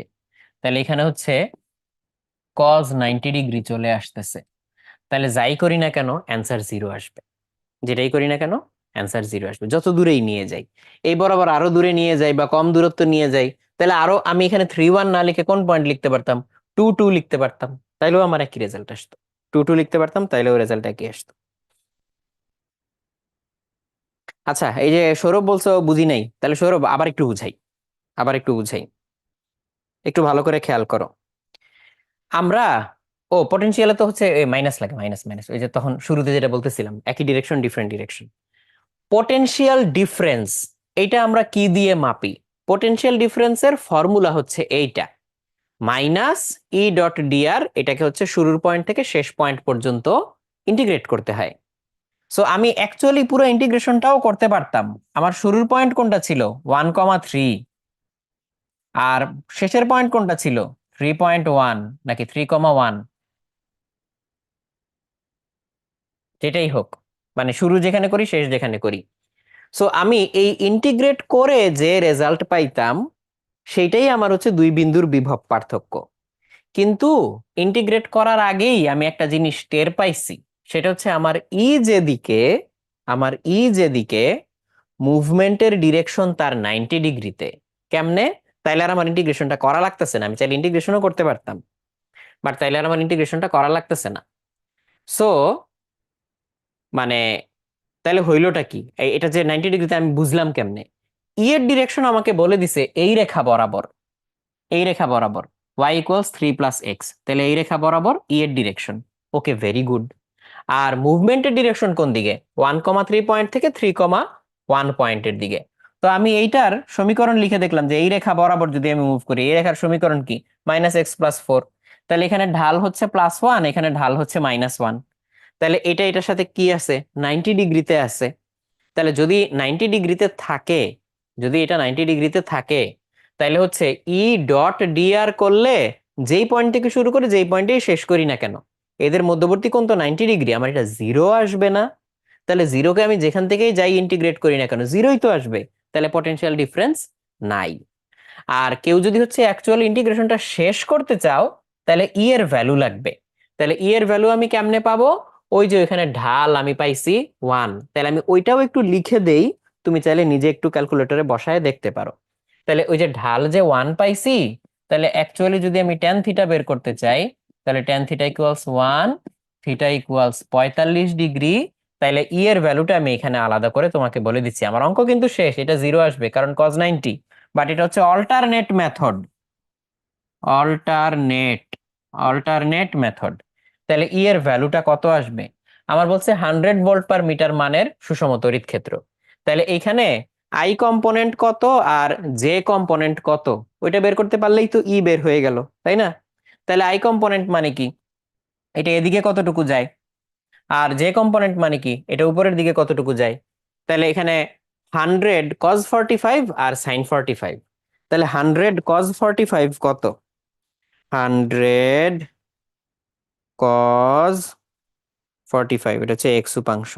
তাহলে এটা হচ্ছে 50√2, 50√2, 50√2 i। আর 100 sin 45, ওই cos 45 sin 45 একই তো, 50√2, 50√2, এটা হচ্ছে জে। এইটা, এটা কই থেকে বের করলাম? যে এই রেখাটা ভূমির সাথে 45 ডিগ্রি অ্যাঙ্গেলে আছে, এই যে এইটা ভূমির সাথে 45 ডিগ্রি অ্যাঙ্গেলে আছে, সেটা কোত্থেকে পাইলাম? ওই যে ঢাল 1, ঢাল 1 মানে কি? টেন থিটার ভ্যালু 1, টেন থিটার ভ্যালু 1 হয় কখন? 45 ডিগ্রি অ্যাঙ্গেলে। তাহলে এটা ঢাল 1। তাহলে এদিকে ই এর ভ্যালু কত বলছে? ই এর ভ্যালু বলছে হচ্ছে 100। তাহলে 100 এর এক্স উপাংশ কত? 50√2। 100 এর ওয়াই উপাংশ কত? 50√2। তাহলে এটা হচ্ছে ই। তুমি এইটা এখানে বসাও। এই আই কোন বরাবর? এক্স বরাবর না? তাহলে এইখানে তুমি হচ্ছে এক্স বরাবর এই যে 1 থেকে 3 পর্যন্ত এইটাকে তুমি হচ্ছে এক্স এর রেসপেক্টে ইন্টিগ্রেট করো। আর এখানে 3 থেকে 1 পর্যন্ত এইটাকে তুমি ওয়াই এর রেসপেক্টে ইন্টিগ্রেট করো। এটার ভ্যালু যা আসবে, এটা যেহেতু 1 থেকে 3 আর এটা যেহেতু 3 থেকে 1, ওটার ভ্যালু নেগেটিভ আসবে, হয়ে আইসা দেখবা টোটাল জিরোই আসছে। মানে এটা তুমি ক্যালকুলেটরে এখানে বসাও ইন্টিগ্রেট করার জন্য আলাদা আলাদা করে, একই রেজাল্ট আসবে, জিরো। সো ওই জটিলতায় যাইতে চাই নাই, তার আগেই শেষ করে দিতে চাইছি যে এটার থেকে যেহেতু এটা 90 ডিগ্রিতে আছে, cos 90 তো জিরোই আসবে, তোমার ইন্টিগ্রেট করলেও জিরোই আসবে। এখন বুঝছো না সৌরভ? এখন বুঝছো যে এইভাবে আমি ইন্টিগ্রেশনেও মানটা বসাইলে এক্স আর ওয়াই এর জন্য আলাদা করে এইটাই আসতো। সেটাই আমি ইন্টিগ্রেশনটাই অ্যাভয়েড করতে চাইছি। কেমনে? দেখাইছি যে এইটা আর এটার মাঝখানে যে ই এবং ডি আর মুভমেন্টের যে ডিরেকশন, তার মাঝখানে অ্যাঙ্গেলটা হচ্ছে 90 ডিগ্রি। ঠিক আছে, তাহলে একটু সামনে আগাই। কোন স্থানে তড়িৎ বিভব কে ইন্টু এত, 111 বিন্দুতে তড়িৎ ক্ষেত্রের প্রাবল্যের মান কত? আচ্ছা, প্রাবল্যের মান বিভব থেকে কেমনে বের করে? এটা আমরা হচ্ছে অলরেডি আগেই কিন্তু শিখছিলাম যে প্রাবল্য হচ্ছে নেগেটিভ গ্রেডিয়েন্ট অফ পটেনশিয়াল। প্রাবল্য হচ্ছে নেগেটিভ গ্রেডিয়েন্ট অফ পটেনশিয়াল। তার মানে হচ্ছে আমাকে কি করতে হবে? আমাকে ই বের করতে হইলে মাইনাস গ্রেডিয়েন্ট কেমনে বের করে? গ্রেডিয়েন্ট বের করা হচ্ছে ন্যাবলা দিয়ে গুণ করলে। তাহলে আমরা ন্যাবলা দিয়ে গুণ করব, মাইনাস আগে দিয়ে নেই। ন্যাবলা ভি, ভি কত আমাদের? ভি হচ্ছে কে 2x² minus y² plus z²। ব্যাস। তাহলে এইটা করলে হচ্ছে আমাদের ই বের হবে।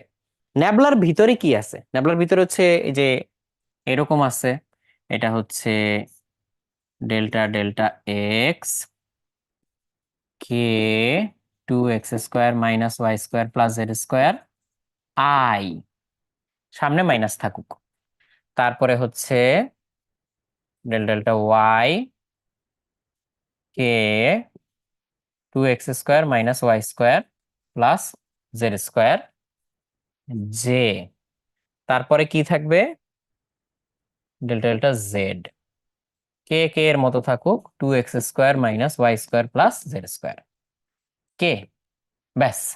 তাহলে এখন পুরো জিনিসটা কি হয়ে যাবে, ভেক্টর হয়ে যাবে। তাহলে কে তো কেই, কে আমরা বাইরে ধরো বের করে ফেললাম, এক্স এর রেসপেক্টে ওয়াই জেড এরা তো ধ্রুবক, তাহলে এক্স এর রেসপেক্টে 2x² কে যদি আমি ডিফারেন্সিয়েট করি তাহলে কি আসবে, তাহলে হচ্ছে ওই 2 এর জায়গায় থেকে যাবে, আর x² কে এক্স এর রেসপেক্টে করলে 2x হয়। তাহলে এটার সাথে কি আসতেছে আমাদের আই, তারপরে হচ্ছে কে কে তো বাইরে নিয়েই গেছি, ওয়াই আসতেছে, ওয়াই এর সাপেক্ষে এক্স এবং আরো যা আছে এখানে ধ্রুবক ধ্রুবক, তাহলে -y², তাহলে মাইনাস থাকতেছে 2y জে, তারপরে কি থাকতেছে, কে তো বাইরে নিয়ে গেছি, তারপরে থাকতেছে হচ্ছে জেড, জেড এর রেসপেক্টে শুধু 2z, কারণ এটা এটা ধ্রুবক, তাহলে হচ্ছে 2z, তাহলে +2z, এই কে হচ্ছে ওই যে আয়ত একক ভেক্টরের কে, ব্যাস। এই কে একটা ধ্রুবক আর এই কে হচ্ছে আয়ত একক ভেক্টরের, এই যে এটা আসলো, এটাই তোমার ই, ই ভেক্টর সাইন দিয়ে দিলাম, এটাই তোমার ই। তাহলে এখন বলছে যে 1 1 1 বিন্দুতে তড়িৎ ক্ষেত্রের প্রাবল্যের মান কত, তাহলে x y z এগুলো সব 1 বসায় দাও, তাহলে এখানে কি 2 2 4, তাহলে 4i - 2j + 2k, তাহলে সামনে এই কে থাকলো, এই কে থাকলো, তাহলে হচ্ছে 4i - 2j + 2k, এইটা এইটা, তাহলে 4 2 2 এটা আসতেছে। এখন প্রাবল্যের মান বের করতে বলছে, প্রাবল্যের মান, তাহলে মান যদি চায় তাহলে কে তো কে এর জায়গায় থাকবেই, এই ভেক্টরের মান বের করতে হবে, কে কে এর জায়গায় থাকুক, তাহলে এই ভেক্টরের মান, মান কত, √4² + 2² + 2², এই তো, এটা ক্যালকুলেটরে বসাইলে কত হয়, √16 + 4 + 4 2√6, তাহলে 2√6 কে, এটা হচ্ছে ওর মান, ই এর মান, এখানে ভেক্টর সাইন দেইনি।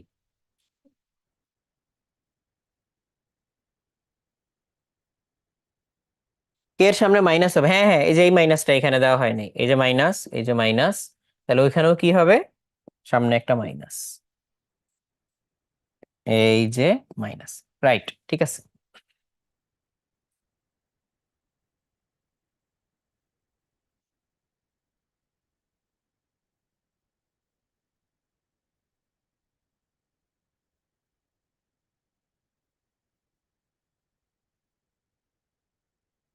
একটা বর্গের 4 শীর্ষে -q চার্জ রাখা, কেন্দ্রে q চার্জ রাখা, সিস্টেমটি সাম্যাবস্থায় থাকলে কিউ এর মান কত, এটা খুবই ইন্টারেস্টিং একটা প্রবলেম। দেখো প্রবলেমটা কেমন, সেটা হচ্ছে বর্গ, বর্গ, তাহলে আমি একটা বর্গ নেই এখান থেকে, আমার বর্গ কোথায়, এইটা,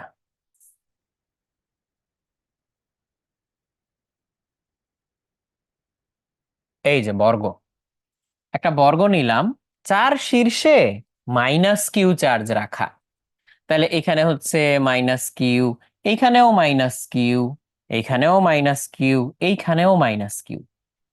এখন এইখানে দিলাম একটা, এখানে দিলাম একটা, তাহলে এই কেন্দ্রে আমার হচ্ছে একটা +q রাখা, এই যে এখানে একটা +q রাখা, বলছে এটা সাম্যাবস্থায় আছে। আচ্ছা,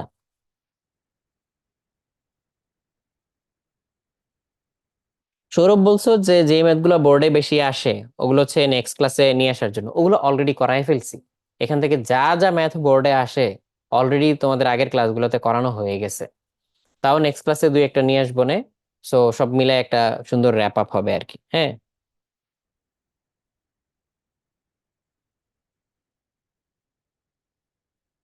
ওকে। আচ্ছা, এখানে আনাস একটা জিনিস বলছো যে কিউ এর ভ্যালু যা খুশি হওয়া উচিত। কিউ এর ভ্যালু যা খুশি হওয়া উচিত হবে কখন? এই চার্জগুলো যদি দৃঢ় হয়। এই চার্জগুলো কিন্তু দৃঢ় না।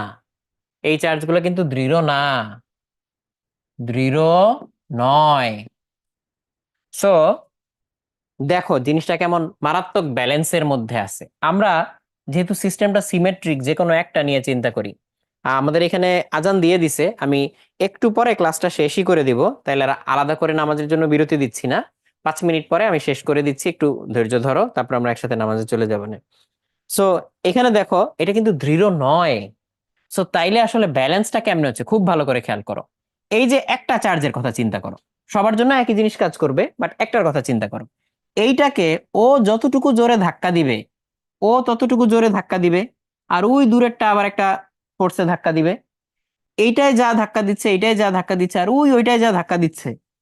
তিন ধাক্কাকে নালিফাই করে দিচ্ছে ও। তিন ধাক্কাকে ও নালিফাই করে দিচ্ছে টান দেওয়ার মাধ্যমে।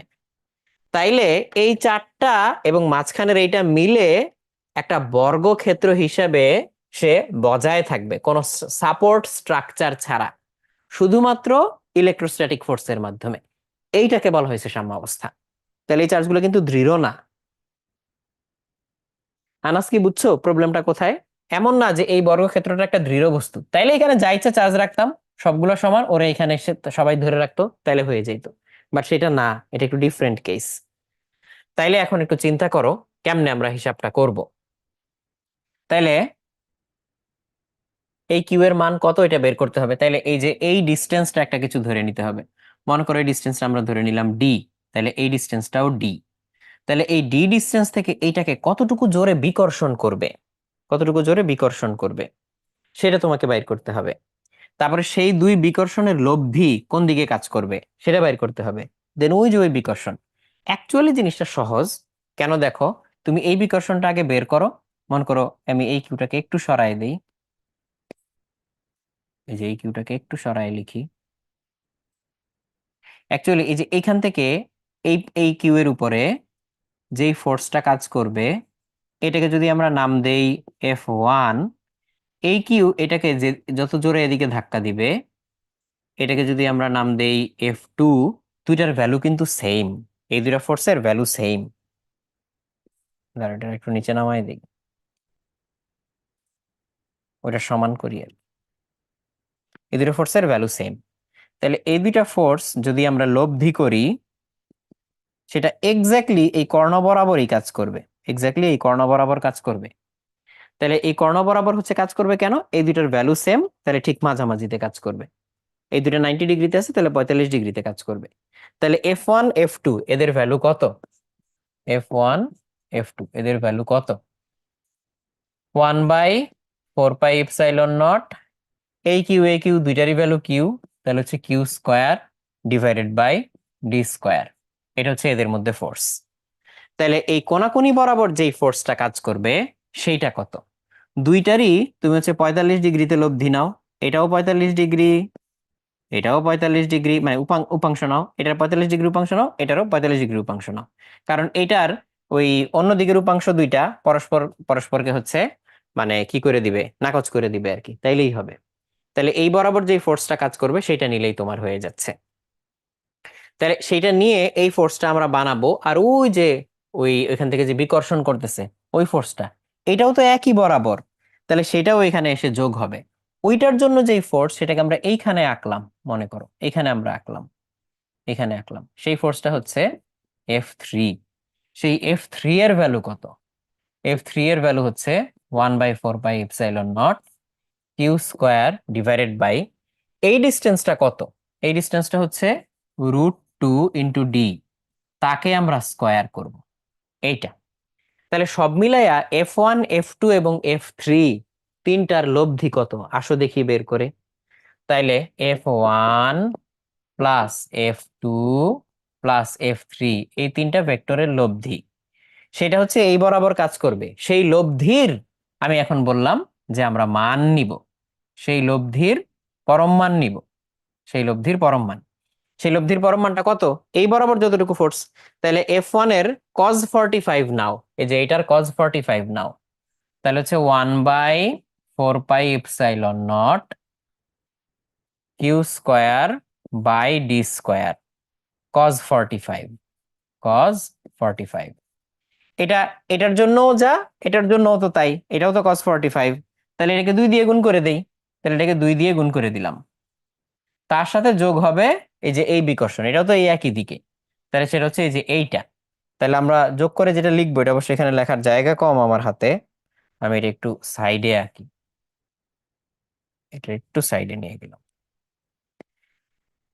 1/4πε0 Q², এটাকে স্কোয়ার করলে কত হয়?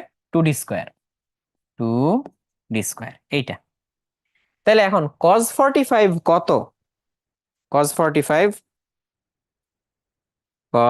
45, এটা হচ্ছে 1/√2। তাহলে এটা এখানে 1/√2, তাহলে এখানে √2 চলে আসতেছে, তাই না?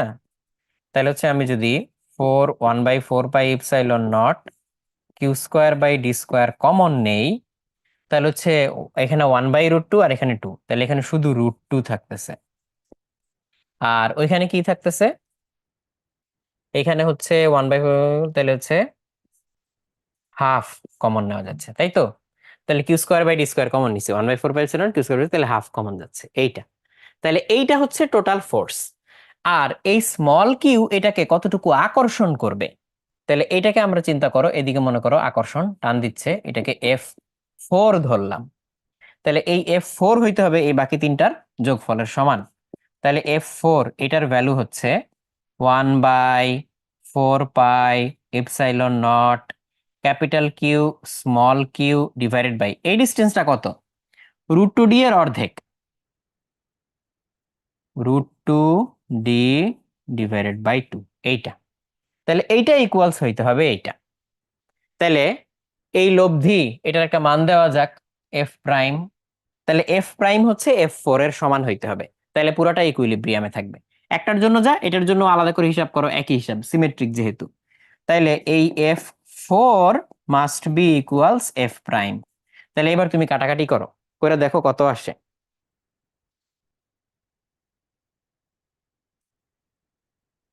তাহলে এটা কাটাকাটি করে দেখো কত আসে।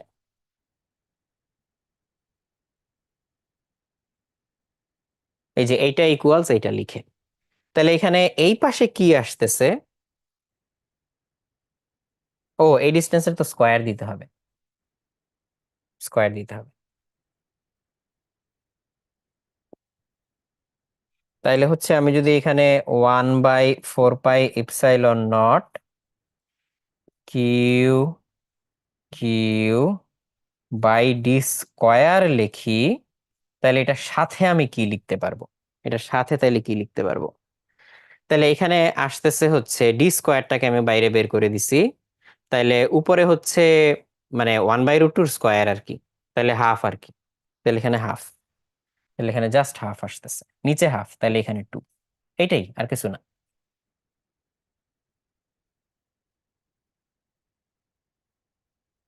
তাইলে স্মল কিউ এর ভ্যালু কত আসতেছে? উভয় পক্ষ থেকে আমি যদি কাটাকাটি করি, তাহলে 1/4πε0 Q/d² কাটাকাটি হয়ে যায়। আর এইখানে হচ্ছে একটা কিউ থেকে যায়, এখানে হচ্ছে একটা স্মল কিউ থেকে যায়, তাহলে 2 দিয়ে ওই পাশে ভাগ দেই, দেখি কি হয়। এই 2 দিয়ে ওই পাশে ভাগ দেই,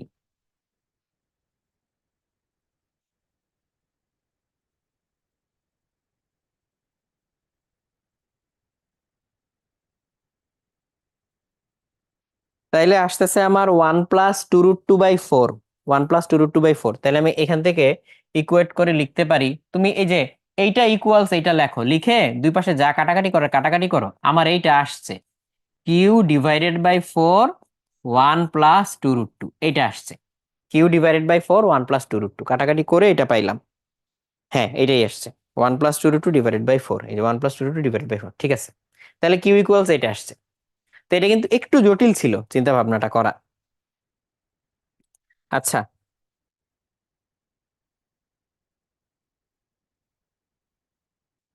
তাহলে আর একটা অঙ্ক করাবো, তারপর আজকে শেষ করে দিব। একটা হোমওয়ার্ক দিতে পারি অবশ্য। ঠিক আছে, যা একটা হোমওয়ার্ক দিব, এটা একটু দেখি। এ বি বিন্দুর মাঝে তুল্য ধারকত্ব কত? সকল ধারকত্বের একক মাইক্রোফ্যারাড, মানে 17 মাইক্রোফ্যারাড, 10 মাইক্রোফ্যারাড এরকম। তাহলে তুল্য ধারকত্ব কত এটা জানতে চাওয়া হয়েছে। তাহলে আমরা এক কাজ করি, এটা তো এ অলরেডি পয়েন্ট দেওয়াই আছে, তাহলে এই পয়েন্টটার একটা নাম দেই। এটা যদি সি হয়, এটাও সি। আবার এখান থেকে একটা ক্যাপাসিটর পার হয়ে এটাতে গেলাম, তাহলে এটা যদি ডি হয়, তাহলে এটাও ডি, যেহেতু ডিরেক্ট কানেক্ট করা। নিয়মটা হচ্ছে ডিরেক্ট কানেক্ট করা গুলো একই পয়েন্ট। তাহলে এইটা এ, এখান থেকে কি আমি ডিরেক্ট যাইতে পারছি না, একটা 13 মাইক্রোফ্যারাড পার হয়ে এখানে যাইতেছে, তাহলে অন্য নাম দিতে হবে। বি অলরেডি দেওয়া আছে, তাহলে দিলাম সি। সি থেকে ডিরেক্ট এখানে গেছি, তাহলে এটাও সি। তাহলে এটা এই দুইটা পয়েন্ট সেম। আবার এখানে বি একটা পার হয়ে এখানে গেছি, তাহলে অন্য নাম দিতে হবে ডি। তাহলে এটা ডিরেক্ট কানেক্ট আছে এখানে, তাহলে এটাও ডি। তাহলে আমরা এখন এই পুরো জিনিসটাকে রিড্র করতে পারি এ সি ডি বি, এই চারটা পয়েন্টের বেসিসে। তাহলে এ দিলাম, সি, ডি, বি। এ কোন পয়েন্টটা? এইটা। সি কোনটা? এইটা। ডি কোনটা? এইটা। বি কোনটা? এইটা। এবার একটা একটা করে ক্যাপাসিটর নেই। 13 কার মধ্যে আছে? A C. তাহলে 13 আমি এ আর সি এর মধ্যে আঁকলাম, এই যে 13। এই 17 কার মধ্যে আছে? এক প্রান্তে এ আর এক প্রান্তে সি, তাহলে 17 এর মধ্যেই আমাকে আঁকতে হবে, এই যে 17 এর মধ্যেই আঁকলাম। তারপরে হচ্ছে 15 কার মধ্যে? সিডি এর মধ্যে, তাহলে 15 আমি এই সিডি এর মধ্যে আঁকলাম। তারপরে হচ্ছে এইখানে আছে 6, 6 আছে এ থেকে ডি তে, তাহলে এ কোথায় আর ডি কোথায়? এই যে এ থেকে ডি তে 6। ওকে, ভেরি গুড। দেন কি আছে? তাহলে 17 গেল, 13 গেল, 5 গেল, 6 গেল, নাকি এটা 5 আছে? সি আর ডি এর মধ্যে 5, আমি 15 লিখছি, সরি, 5 হবে। 5। কোনটা বাকি আছে? আমাদের বাকি আছে এই এই তিনটা। তাহলে এই এক ডিবি এর মধ্যে, এই এক ডিবি এর মধ্যে, তাহলে ডিবি এর মধ্যে দুইটা এক আছে, আর বিসি এর মধ্যে হচ্ছে একটা 10 আছে। তাহলে ডিবি এর মধ্যে একটা এক, একটা এক, আর একটা হচ্ছে 10 বিসি এর মধ্যে, এই যে এইখানে, এই যে বিসি এর মধ্যে একটা 10। এই হচ্ছে ব্যাপার। এখন এটারে আরো সিম্পলিফাই করা যাবে কিনা? অফকোর্স যাবে। তাহলে আসো আরেকটু সিম্পলিফাই করি, একটু ছোট করে নেই। দেখো এইখানে 13 আর 17 প্যারালাল, তাহলে একটা করে ফেলি। 13 আর 17 যেহেতু প্যারালাল, ওদেরকে আমরা একটা করে ফেলবো। তাহলে একটা করে ফেললে কত হবে? 13 আর 17 যোগ করো, তাহলে হয়ে যাচ্ছে 30। এখানে হয়ে যাচ্ছে 30। তাহলে আমি এখানে যদি নতুন করে আঁকি, এখানে দিলাম 30। তারপরে এখানে আছে হচ্ছে আগে একটা 5, এই 5টা দিলাম। এখানে এক আর এক প্যারালাল করলে কত হয়? এখানে হয় হচ্ছে 2, দিলাম। এখন এখানে একটা 6 আছে, আর এখানে হচ্ছে একটা 10 আছে। এই 6টা হচ্ছে এই 30-এর আগের থেকে শুরু, 5-এর পরে শেষ। আর এখানে হচ্ছে 10 আছে, এটা 5-এর আগের থেকে শুরু, 2-এর পরে শেষ। এই যে ব্যাস, এইরকম। তাহলে এইটাকে এখন কিভাবে আমি আবার রিঅ্যারেঞ্জ করে আঁকতে পারি? দেখো এটা কিন্তু অ্যাকচুয়ালি একটা হুইস্টন ব্রিজ ক্রিয়েট করছে। এই যে 30 আর 6 এটাকে আমরা এই দুই বাহু হিসাবে দেখাইতে পারি, আর এদিকে 2 আর 5 এটাকে দুই বাহু হিসাবে দেখাইতে পারি। তাহলে দেখো এই যে এরকম হয়, এই যে এটা আমাদের এ বিন্দু, আর এটা হচ্ছে আমাদের সেই বি বিন্দু। তাহলে এই যে এইটা হচ্ছে আমাদের এ বিন্দু, এই বিন্দু থেকে একটা গেছে 30, এই বিন্দু থেকেই আর একটা গেছে 6, এই যে 6। তাহলে এই 30-এর এক মাথা আর 6-এর এক মাথা 5-এর দুই পাশে কানেক্টেড, তাহলে 5 এইভাবে আছে, এই যে 5। আর এই পাশে বি বিন্দু থেকে 5-এর ওই 30-এর মাথার সাথে 10 গেছে একটা, তাহলে এই যে বি বিন্দু থেকে 5-এর 30-এর মাথার সাথে একটা 10 গেছে, 10। সিমিলার ওয়েতে বি এর থেকে 5-এর অন্য মাথায় 2 গেছে, এই যে 2।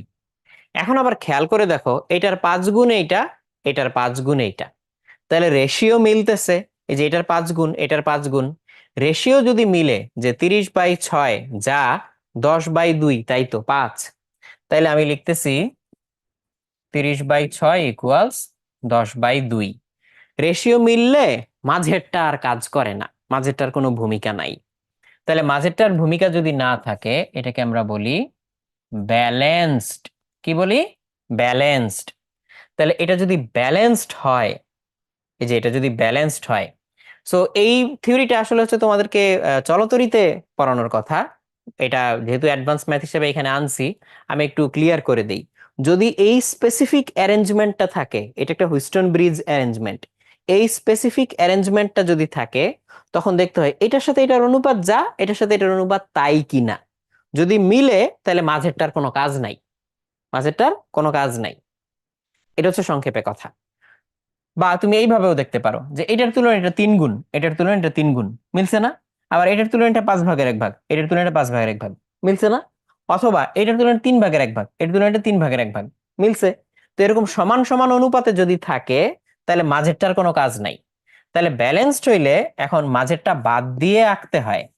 মাঝেরটা বাদ দিয়ে আঁকলে উপরে এদিকে 30, এদিকে 10, নিচে এদিকে 6, এদিকে হচ্ছে 2, এরকম। তাহলে এটা হচ্ছে আমাদের এ বিন্দু, এটা হচ্ছে আমাদের বি বিন্দু। এখন তো বাকিটা পারা যাবে। 30 আর 10 সিরিজ করো, 6 আর 2 সিরিজ করো। তাইলে পরের ছবিটা এই যে এরকম আসবে।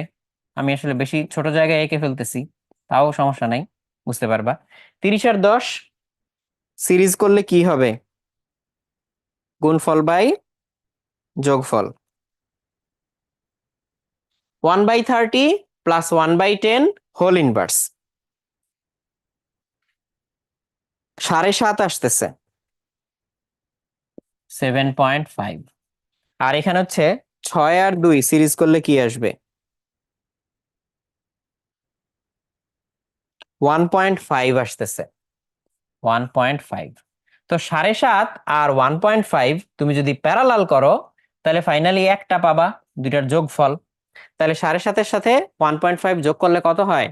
9 হয়। তাহলে এই 9 হচ্ছে তোমার ফাইনাল অ্যান্সার। 9, এটাই তোমার ফাইনাল অ্যান্সার। ঠিক আছে।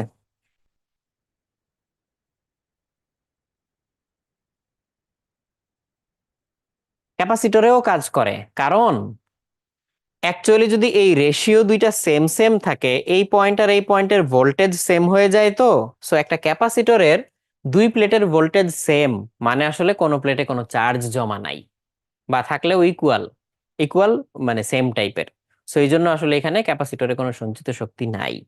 এই জন্য বলতেছি যে এটাকে ভ্যানিশ করে দাও। ওকে, তাহলে আজকে এই পর্যন্ত থাকুক। নেক্সট ক্লাসে তাহলে যে সামারিটা করব, আরো কিছু প্রবলেম টবলেম দেখাবো। আর এই প্রবলেমটা তাহলে হোমওয়ার্ক থাকুক, একটা আজকে হোমওয়ার্ক থাকুক। জিনিসটা কি? এক্স অক্ষ বরাবর তড়িৎ বিভব দূরত্বের সাথে 4x² সমীকরণ অনুসারে চেঞ্জ হয়। তাহলে 1 মাইক্রোকুলম্ব আধানযুক্ত একটা স্থির তড়িৎ বিন্দু যখন 1 মিটার দূরত্বে অবস্থান করে, তখন এর উপরে প্রযুক্ত বলের মান নির্ণয় করো। কেমনে করবা সেটাও বলে দেই। ওই পোটেনশিয়ালের তো ফর্মুলা দেওয়া আছে। তাহলে ই হচ্ছে মাইনাস ন্যাবলা ভি। তাহলে এইভাবে কি বের করবা? ই বের করবা। ই বের করলে এফ ইকুয়ালস ই কিউ। শেষ। তাহলে বইলেই দিলাম, তাও একটু হোমওয়ার্ক হিসেবে দিয়ে রাখি, এটা করবা।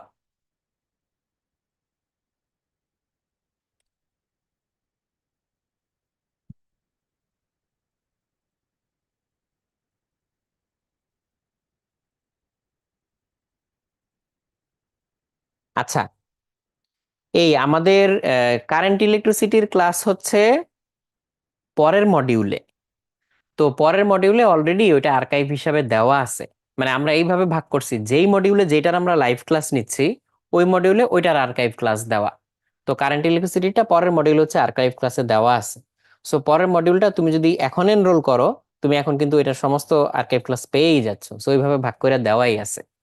তো এটা এনরোল করলে এটা পেয়েই যাবা। সো এটা নিয়ে যদি মানে কারো যদি কারেন্ট ইলেকট্রিসিটিটা আগে লাগে আর কি, ওইখান থেকে পেয়ে যাবা আর কি। ঠিক আছে। আজকে এত ডিফিকাল্ট ম্যাথ করাইলাম কেন? আজকে মানে স্পেশাল ম্যাথ গুলাই বেছে বেছে করাইছি। আর পরের দিন একটা র্যাপ আপ দিব। তো এগুলো হচ্ছে জাস্ট একটা গ্লিম্পস দেখানোর জন্য যে এখান থেকে এই ধরনের প্রশ্ন চাইলে বানানো যায়। সবই তোমাদের সিলেবাসের মধ্যে, সবই তোমাদের যে ফর্মুলা জানা আছে এগুলো দিয়েই করা লাগে। দেখবা খুব বেশি লেখালেখি কোনোটাতেই নাই, বাট কনসেপচুয়াল, কনসেপ্ট বুঝলে সলভ করতে পারবা, নাহলে ডিফিকাল্ট। তো ওই কনসেপ্টটাই তো আমরা বিল্ড আপ করতে চাই। তাহলে নেক্সট ক্লাসে ইনশাল্লাহ একটা সামারি করে র্যাপ আপ দিব। ঠিক আছে, ভালো থেকো সবাই, তাইলে ইনশাল্লাহ আগামী ক্লাসে আবার দেখা হবে।